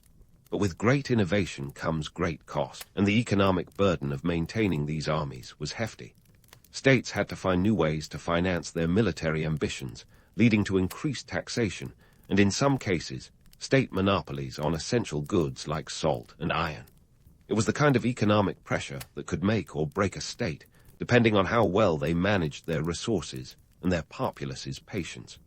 In this chaotic landscape, alliances were as fluid as quicksand. States would form coalitions one minute and be at each other's throats the next. It was a political ballet with all the grace of a bull in a china shop. The Zhou dynasty was supposed to be the referee in this melee, but by this point, they were more like the bewildered parents at a teenage house party, trying to maintain order while the kids ran wild. Yet, amid the chaos, there was a silver lining. Sheer competitiveness of the warring states period fostered an environment ripe for intellectual and cultural growth. This was the era of the 100 schools of thought, where philosophers and thinkers were as prolific as the warring factions themselves. Names like Sun Tzu, who penned The Art of War, emerged, offering insights that would outlast the very states that spawned them. Sun Tzu's treatise wasn't just a military manual. It was a meditation on strategy, psychology, and human nature that remains relevant to this day. The Warring States period was also when Confucianism and Taoism truly took root, despite, or perhaps because of, the turmoil. With society in flux, people turned to these philosophies for solace and guidance. Confucianism, with its emphasis on order and hierarchy, found a receptive audience among those yearning for stability. Meanwhile, Taoism offered a more laid-back approach, encouraging people to go with the flow, which was easier said than done in a time of upheaval. It's tempting to romanticize this era as a golden age of thought and innovation, but let's not forget the harsh realities. Life for the average person was anything but philosophical. War meant displacement, famine, and insecurity on a scale that's hard to fathom. Cities were sacked, fields burned, and families torn apart. The lofty ideals of the philosophers often had little bearing on the day-to-day struggles of those caught in the crossfire of ambition and survival. So, what about the Zhou dynasty in all this? They were like a once-famous band playing at a dive bar, their glory days behind them, but still clinging to the past with a stubborn grip. The Zhou kings continued to perform their rituals and maintain the facade of rulership, but everyone knew the real power lay elsewhere. Yet, despite their diminished status, the Zhou managed to endure, not as rulers, but as symbols of continuity in a world of chaos.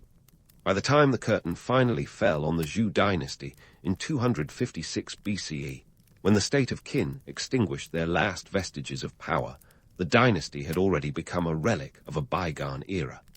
Their long goodbye was less of a dramatic exit and more of a quiet fade into history, overshadowed by the very states they had once tried to govern. But in their slow decline, the Zhou left behind a legacy that transcended their political power. The innovations and philosophies that emerged during their reign set the stage for China's next act, the unification under the Qin dynasty. The Zhou might have been the opening act, but they set the tone for the main event. They showed that, even in decline, dynasty could contribute to the cultural and intellectual fabric of a civilization. The Zhou dynasty, with its celestial mandates and feudal experiments, carved out a niche in history not as conquerors, but as cultivators of thought and innovation. In the end, the Zhou dynasty's story is a testament to the complexities of power and legacy. They may not have ruled with an iron fist, but they laid the groundwork for the empires that followed. Their tale is a reminder that sometimes the most enduring legacies are not built on force, but on the ideas and innovations that thrive in the spaces between. And with that, the Zhou took their final bow, leaving behind a tapestry of history woven with both triumphs and tribulations that continue to echo through the ages. In the heart of ancient Greece, where sandals were the footwear of choice and togas set the fashion scene, something remarkable was happening. It was the 6th century BCE, and the Greeks were busy inventing a pastime that would outlast even the gods they so fervently worshipped: theatre. Yes, that thing you might begrudgingly attend on a Saturday night because your friends scored free tickets. But back then, it wasn't just about a night out. It was a full-blown spectacle, a cultural feast, and believe it or not, a religious ritual all rolled into one. Let's talk about Dionysus. The Greeks loved their gods, and Dionysus was the rock star of the divine lineup. God of wine, fertility, and drama, because of course, those go hand in hand. Dionysus was the guy you'd want to invite to your party. His followers, not surprisingly, knew how to have a good time. The earliest forms of ancient Greek theatre began as festivals in his honor, with the first recorded instance around 534 BCE. Picture this: thousands of people gathering in Athens, not to watch a football game, but to witness the birth of drama. No pressure, Sarphocles. Initially, these events weren't what we'd recognize as theatre today. They were more like elaborate community karaoke sessions, but with less embarrassment and more ritualistic fervor. People would chant and sing dithyrambs, songs dedicated to Dionysus, while probably a little tipsy from all that sacramental wine. Over time, these chants evolved into performances featuring actors, because humans can't resist adding a bit of flair, and voila, theatre as we know it started to take shape. Fast forward a few decades, and theatre had become the talk of the town in Athens. Forget Netflix. This was the original binge watch. The theatre of Dionysus, nestled on the slopes of the Acropolis, could accommodate up to 15,000 spectators. That's right, 15,000 people willingly sat through hours of tragedy and comedy. No comfy seats, no air conditioning, just the company of your fellow citizens and the promise of a good story. Talk about dedication. But what drove these Athenians to endure such marathons? It wasn't just the allure of a good plot twist. Theatre, in its prime, was a powerful tool of political and social commentary. These plays were the Twitter of ancient Greece, a platform to challenge norms, question authority, and poke fun at the absurdities of life. Playwrights like Aristophanes and Euripides didn't shy away from controversy, often lampooning politicians and deconstructing societal values with sharp wit. In a world without tabloids, theatre was the next best thing. Let's not forget the genre variety. Greek theatre was like a buffet of human emotion, offering tragedy and comedy in equal measure. Tragedies were the heavy hitters, exploring themes of fate, power, and the human condition. Think of them as the ancient equivalent of those Oscar bait films that make you rethink your life choices. Comedies, on the other hand, were the sitcoms of the day, providing much-needed levity with slapstick humor, political satire, and yes, a healthy dose of toilet jokes. It seems that some things never change. The significance of these performances extended beyond mere entertainment. They were a reflection of the Athenian identity, a testament to the city's intellectual and artistic prowess. Theatre festivals like the city Dionysia were not just cultural events. They were civic duties. Citizens were expected to attend, much like voting or paying taxes. It was a chance to see and be seen, to participate in the collective consciousness of the city-state. And if you think that's impressive, consider the logistics. These productions were grand affairs, with elaborate costumes, masks, and set designs that would make a Broadway director swoon. Funded by wealthy patrons, known as Korgoi, these plays were a display of civic pride and personal prestige. It was like sponsoring a Formula One team, but with more philosophical monologues and fewer pit stops. The actors, all male by the way, were the celebrities of their time, though they didn't quite enjoy the same perks as modern Hollywood stars. They wore masks to project their voices and portray different characters, sometimes even switching roles mid-performance. Imagine the talent required to play both Oedipus and Jarcaster in the same play. Talk about range. So, what we see in these early performances is not just the birth of theatre, but the birth of a cultural powerhouse. The Greeks were laying the groundwork for an art form that would influence Western civilization for millennia. The seeds of Broadway, Stratford-upon-Avon, and even your local community playhouse were being sown on the rocky slopes of Athens. In the end, the Greeks weren't just putting on plays. They were laying the foundation for a new way of thinking, questioning, and expressing. Theatre became a mirror for society, reflecting its values, struggles, and triumphs. And while the Dionysian rites may have faded into history, the spirit of those early performances lives on, reminding us that no matter the century, humans will always find a way to turn life into art. While theatre in ancient Greece was a cultural juggernaut, it was also an economic behemoth that made modern blockbuster budgets look like pocket change. Picture the city Dionysia, the ancient Athenian version of the Oscars, Coachella, and the Super Bowl rolled into one. This wasn't just a celebration of Dionysus. This was where art met commerce, and they danced together to a tune that would make a Broadway producer's heart skip a beat, and not just because of the wine. Let's dive into the drachmas. Putting on a play wasn't a casual affair. It was a financial commitment akin to hosting a royal wedding. The average production cost could reach into thousands of drachmas, tidy sum when you consider that a skilled worker earned about 1 drachma a day. But who footed the bill for these lavish productions? Enter the Korgoi, ancient Greece's answer to modern-day producers. These wealthy citizens weren't just patrons of the arts. They were investors in the cultural capital of Athens.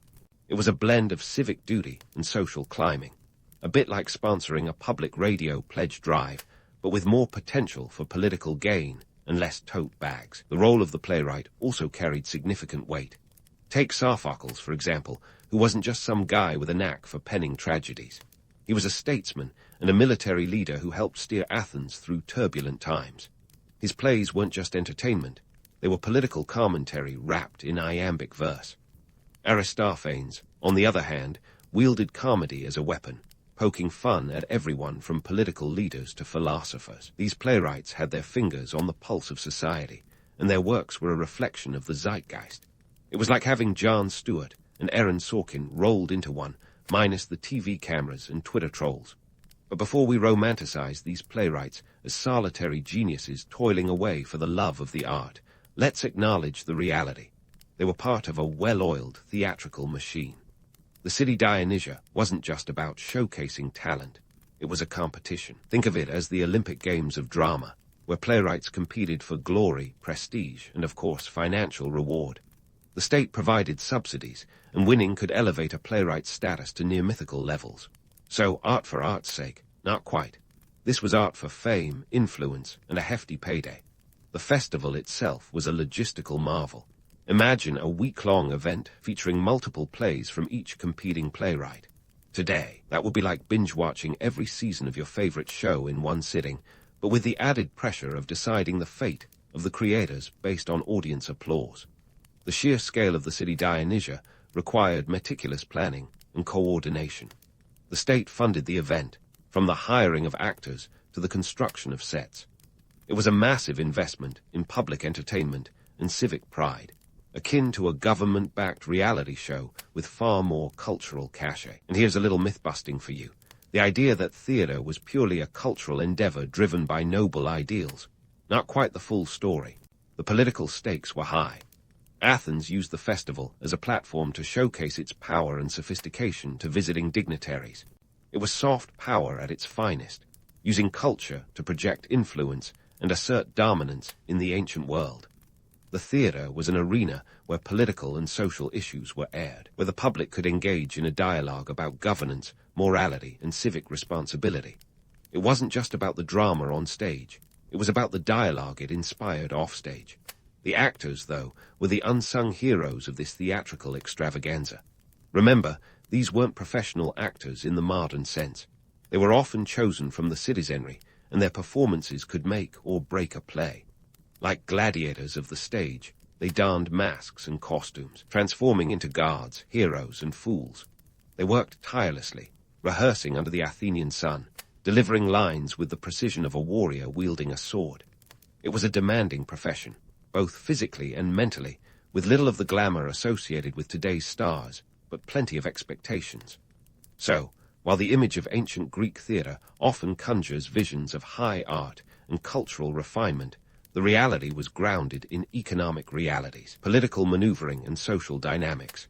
This wasn't just a stage for actors. It was a stage for Athens itself, projecting its ideals and ambitions to the world. The city Dionysia was more than a festival. It was an embodiment of Athenian identity, a place where art intersected with life, and where the Greeks reminded themselves, and everyone else, of their place in the cosmos. In the end, the economic and social impact of Greek theatre was as profound as its cultural contributions. It was a nexus of power, prestige, and performance, a testament to the complexities of ancient society, where art was both a reflection and a catalyst for change. And while the plays themselves have become timeless classics, the story behind their creation is a drama worthy of the stage, a reminder that even in the ancient world, the show must go on. If the economic and social impact of Greek theatre was a grand drama, then its architectural brilliance was the awe-inspiring set that framed the stage. Enter the theatre of Dionysus, the crown jewel of Athenian culture and a masterclass in ancient engineering. Nestled against the southern slopes of the Acropolis, this open-air amphitheatre was not just a venue. It was a testament to the Greeks' knack for blending functionality with an awe-inspiring aesthetic. Think of it as the original Emacs, but with better acoustics and fewer explosions. Constructed in the 4th century BCE and capable of seating around 17,000 spectators, the theatre of Dionysus was where drama met democracy. Every citizen, from the wealthiest aristocrat to the lowliest hoplite, could claim a spot on its stone benches, provided they could snag a ticket. It was like trying to get Hamilton tickets, minus the internet, and with a bit more elbowing involved. Now, let's talk acoustics.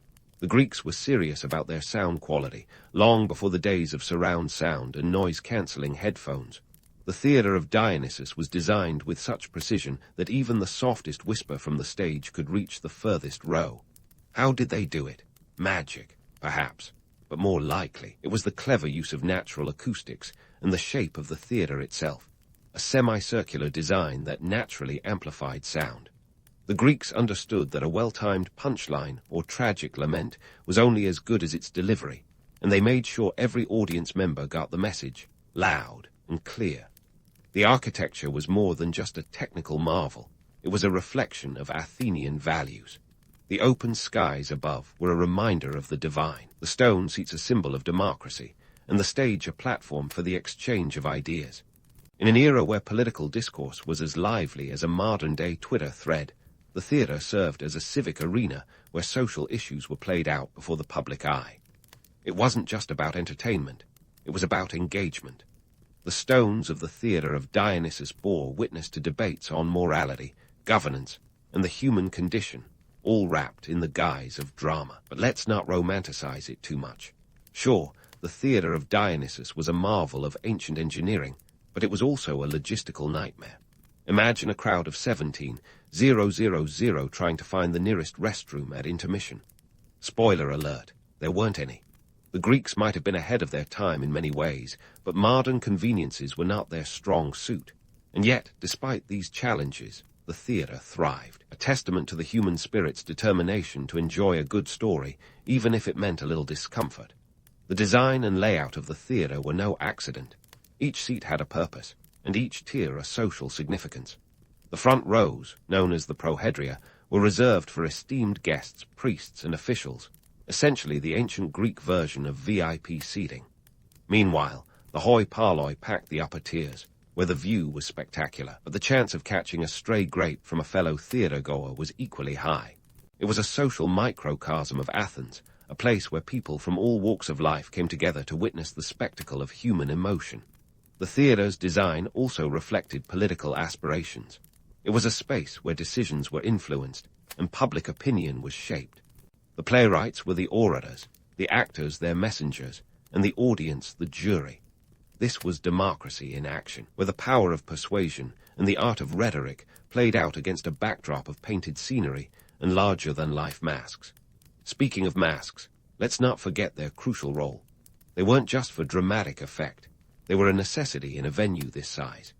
The exaggerated features and vibrant colors helped convey emotion and character to those in the cheap seats, ensuring no one missed out on the drama unfolding on stage. It was a blend of practicality and artistry, much like the theater itself. In the end, the theater of Dionysus was more than a building. It was an institution. It reflected the values and aspirations of Athens, a city at the forefront of innovation and culture. It was where art met architecture, and where the spirit of the city resonated with every line, every laugh, and every tear. It was a place where the collective Athenian identity was not only expressed, but celebrated, a reminder that theater, like democracy, was a shared experience, one that transcended individual differences and united a city under the banner of storytelling. And while the ancient Greeks may have lacked the creature comforts of modern theaters, they more than made up for it in vision and ambition. The theater of Dionysus was a monument to the power of performance, a legacy that continues to influence our understanding of theater today. It was a place where the lines between reality and illusion blurred, and where the echoes of ancient voices still linger in the stones, whispering tales of gods and men, of heroism and hubris, of life and art intertwined. Now, as the echoes of those ancient performances whisper through the ages, let's hop on our ancient time machine and set the dial to Rome, a city that took Greek theater, gave it a toga, and sent it strutting across the empire. You see, while the Greeks were busy perfecting the art of tragedy and comedy, the Romans were perfecting the art of, well, borrowing. Or as history sometimes calls it, cultural appropriation, ancient style. The Romans, never ones to shy away from a good idea, saw Greek theater and thought, this is great, but let's make it bigger, bolder, and perhaps throw in a few more lions. And so began the cultural exchange, if you can call it that, between Greece and Rome. It was less of a polite handshake and more of a robust bear hug, with Rome enthusiastically absorbing Greek culture, art, and theater like a sponge. But how did this cultural osmosis happen? Well, let's talk about the Roman Republic's conquest of Greece in the 2nd century BCE. It wasn't just about land and power. It was about cultural capital. The Romans were like that one friend who borrows your playlist and then claims to have discovered every artist themselves. They took Greek theater back to Rome, where it was adapted, expanded, and sometimes, let's be honest, a bit butchered. Enter Livius Andronicus, a Greek slave who became a cultural bridge, translating Greek plays into Latin. His work in the 3rd century BCE marks one of the earliest instances of Greek theater blending into Roman culture. Picture him as the ancient world's answer to a DJ remixing classic hits, sometimes staying true to the original, other times adding a new beat. But let's not kid ourselves. This wasn't all about admiration. There was a hefty dose of Roman pragmatism at play. Greek theater was a tool for education and propaganda, especially as the Roman Empire expanded. It was a way to showcase sophistication and control. Theaters popped up across the empire, from Spain to Egypt, not just as entertainment venues, but as symbols of Roman authority and cultural dominance. Now, while the Greeks loved a good tragedy, the Romans leaned more towards comedy and spectacle. Ever heard of Plautus and Terence? These playwrights took Greek themes and added a Roman twist, more physical comedy, slapstick humor, and characters that resonated with Roman audiences. Think of it like taking Shakespeare and adding a few car chases and explosions for the Hollywood remake. But here's where things get interesting. The Romans didn't just stop at theater. Their version of cultural exchange was like a buffet, sampling architecture, philosophy, and more. And while they were at it, they added a few unique spices of their own, like gladiatorial games. Because who doesn't love a bit of drama with a side of life-or-death combat? This cultural blend wasn't always a smooth process. Imagine 2 chefs in the kitchen, one Greek, one Roman, each convinced their recipe for theater is the best. The end result, a rich, complex dish that was distinctly Roman yet undeniably Greek at its core. And this cultural fusion didn't just stop at Rome. It spread across Europe, setting the stage for the Renaissance and beyond. Now, let's pause for a moment and acknowledge that this cultural exchange wasn't all sunshine and roses. For the Greeks, it was more about survival and adaptation. As their city-states fell under Roman rule, maintaining cultural identity meant playing the long game, preserving their heritage even as it was rebranded and remixed for Roman tastes. But perhaps that's the beauty of theater. It thrives on adaptation and reinvention. The Greeks may have laid the groundwork, but the Romans took it to new heights, ensuring that Greek theater's legacy endured through the ages. It was the ancient version of going viral, with Greek drama becoming a cornerstone of Western culture, influencing everything from Shakespeare to modern cinema. As we round off this chapter, let's remember that theater, like life, is full of twists and turns. The Greeks gave us the script, the Romans expanded the stage, and the world has been improvising ever since. And while the masks of tragedy and comedy may change with the times, the essence of Greek theater, its exploration of the human condition, remains timeless. So, as we prepare for our next act, let's keep our eyes on the stage, where the spotlight is about to shift. The story of Greek theater isn't just about the plays and the players. It's about the ideas that have danced across the centuries, shaping and reshaping the world with every performance. The curtain hasn't fallen yet, and the show is far from over. Stay tuned for what's next in this epic saga of drama, culture, and timeless storytelling. As we prepare for the next act, let's keep our eyes on the stage, where the spotlight is shifting to the legacy of Greek theater, a legacy as enduring as a Greek philosopher's monologue and just as profound. Fasten your sandals, dear listeners, because we're diving into the deep end of storytelling's ancient pool, where Greek theater's influence ripples through time like a dramatic splash in the Aegean. First, let's tackle the myth of the golden age of Greek theater. You might picture this era as a time when every citizen was a critic and every playwright a genius. The truth? Well, let's just say it wasn't all dramatic sunsets and perfect tragedies.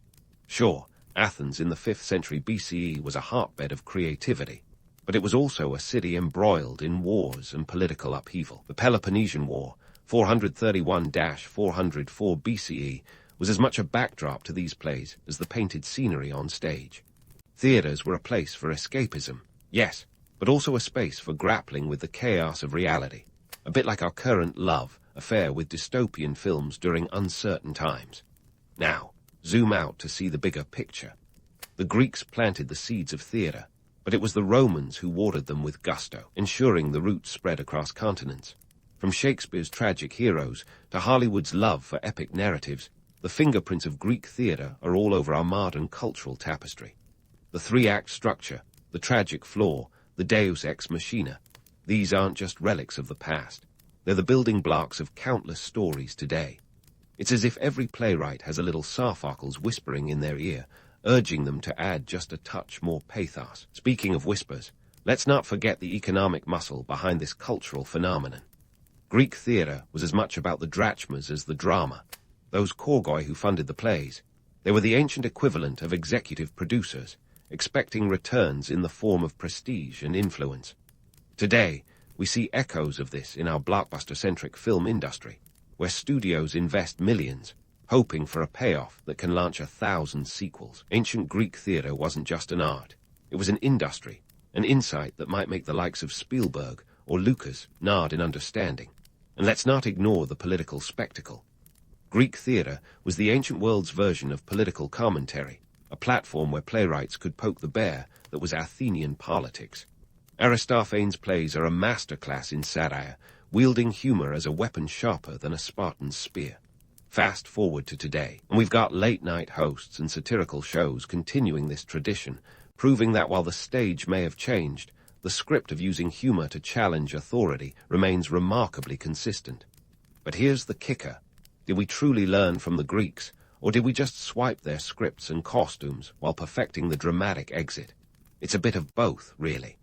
The Greeks gave us the framework, tragedy, comedy, and everything in between. But we've taken these elements and run with them, adding layers of complexity and technology that would make even Dionysus raise an eyebrow. From immersive VR experiences to cinematic universes, today's media spectacles owe a debt to the Athenian stages where it all began. The lasting legacy of Greek theater is not just in the stories we tell, but in how we tell them. It's in the grandiosity of a Broadway musical, the intensity of a courtroom drama, and the spectacle of a Marvel movie.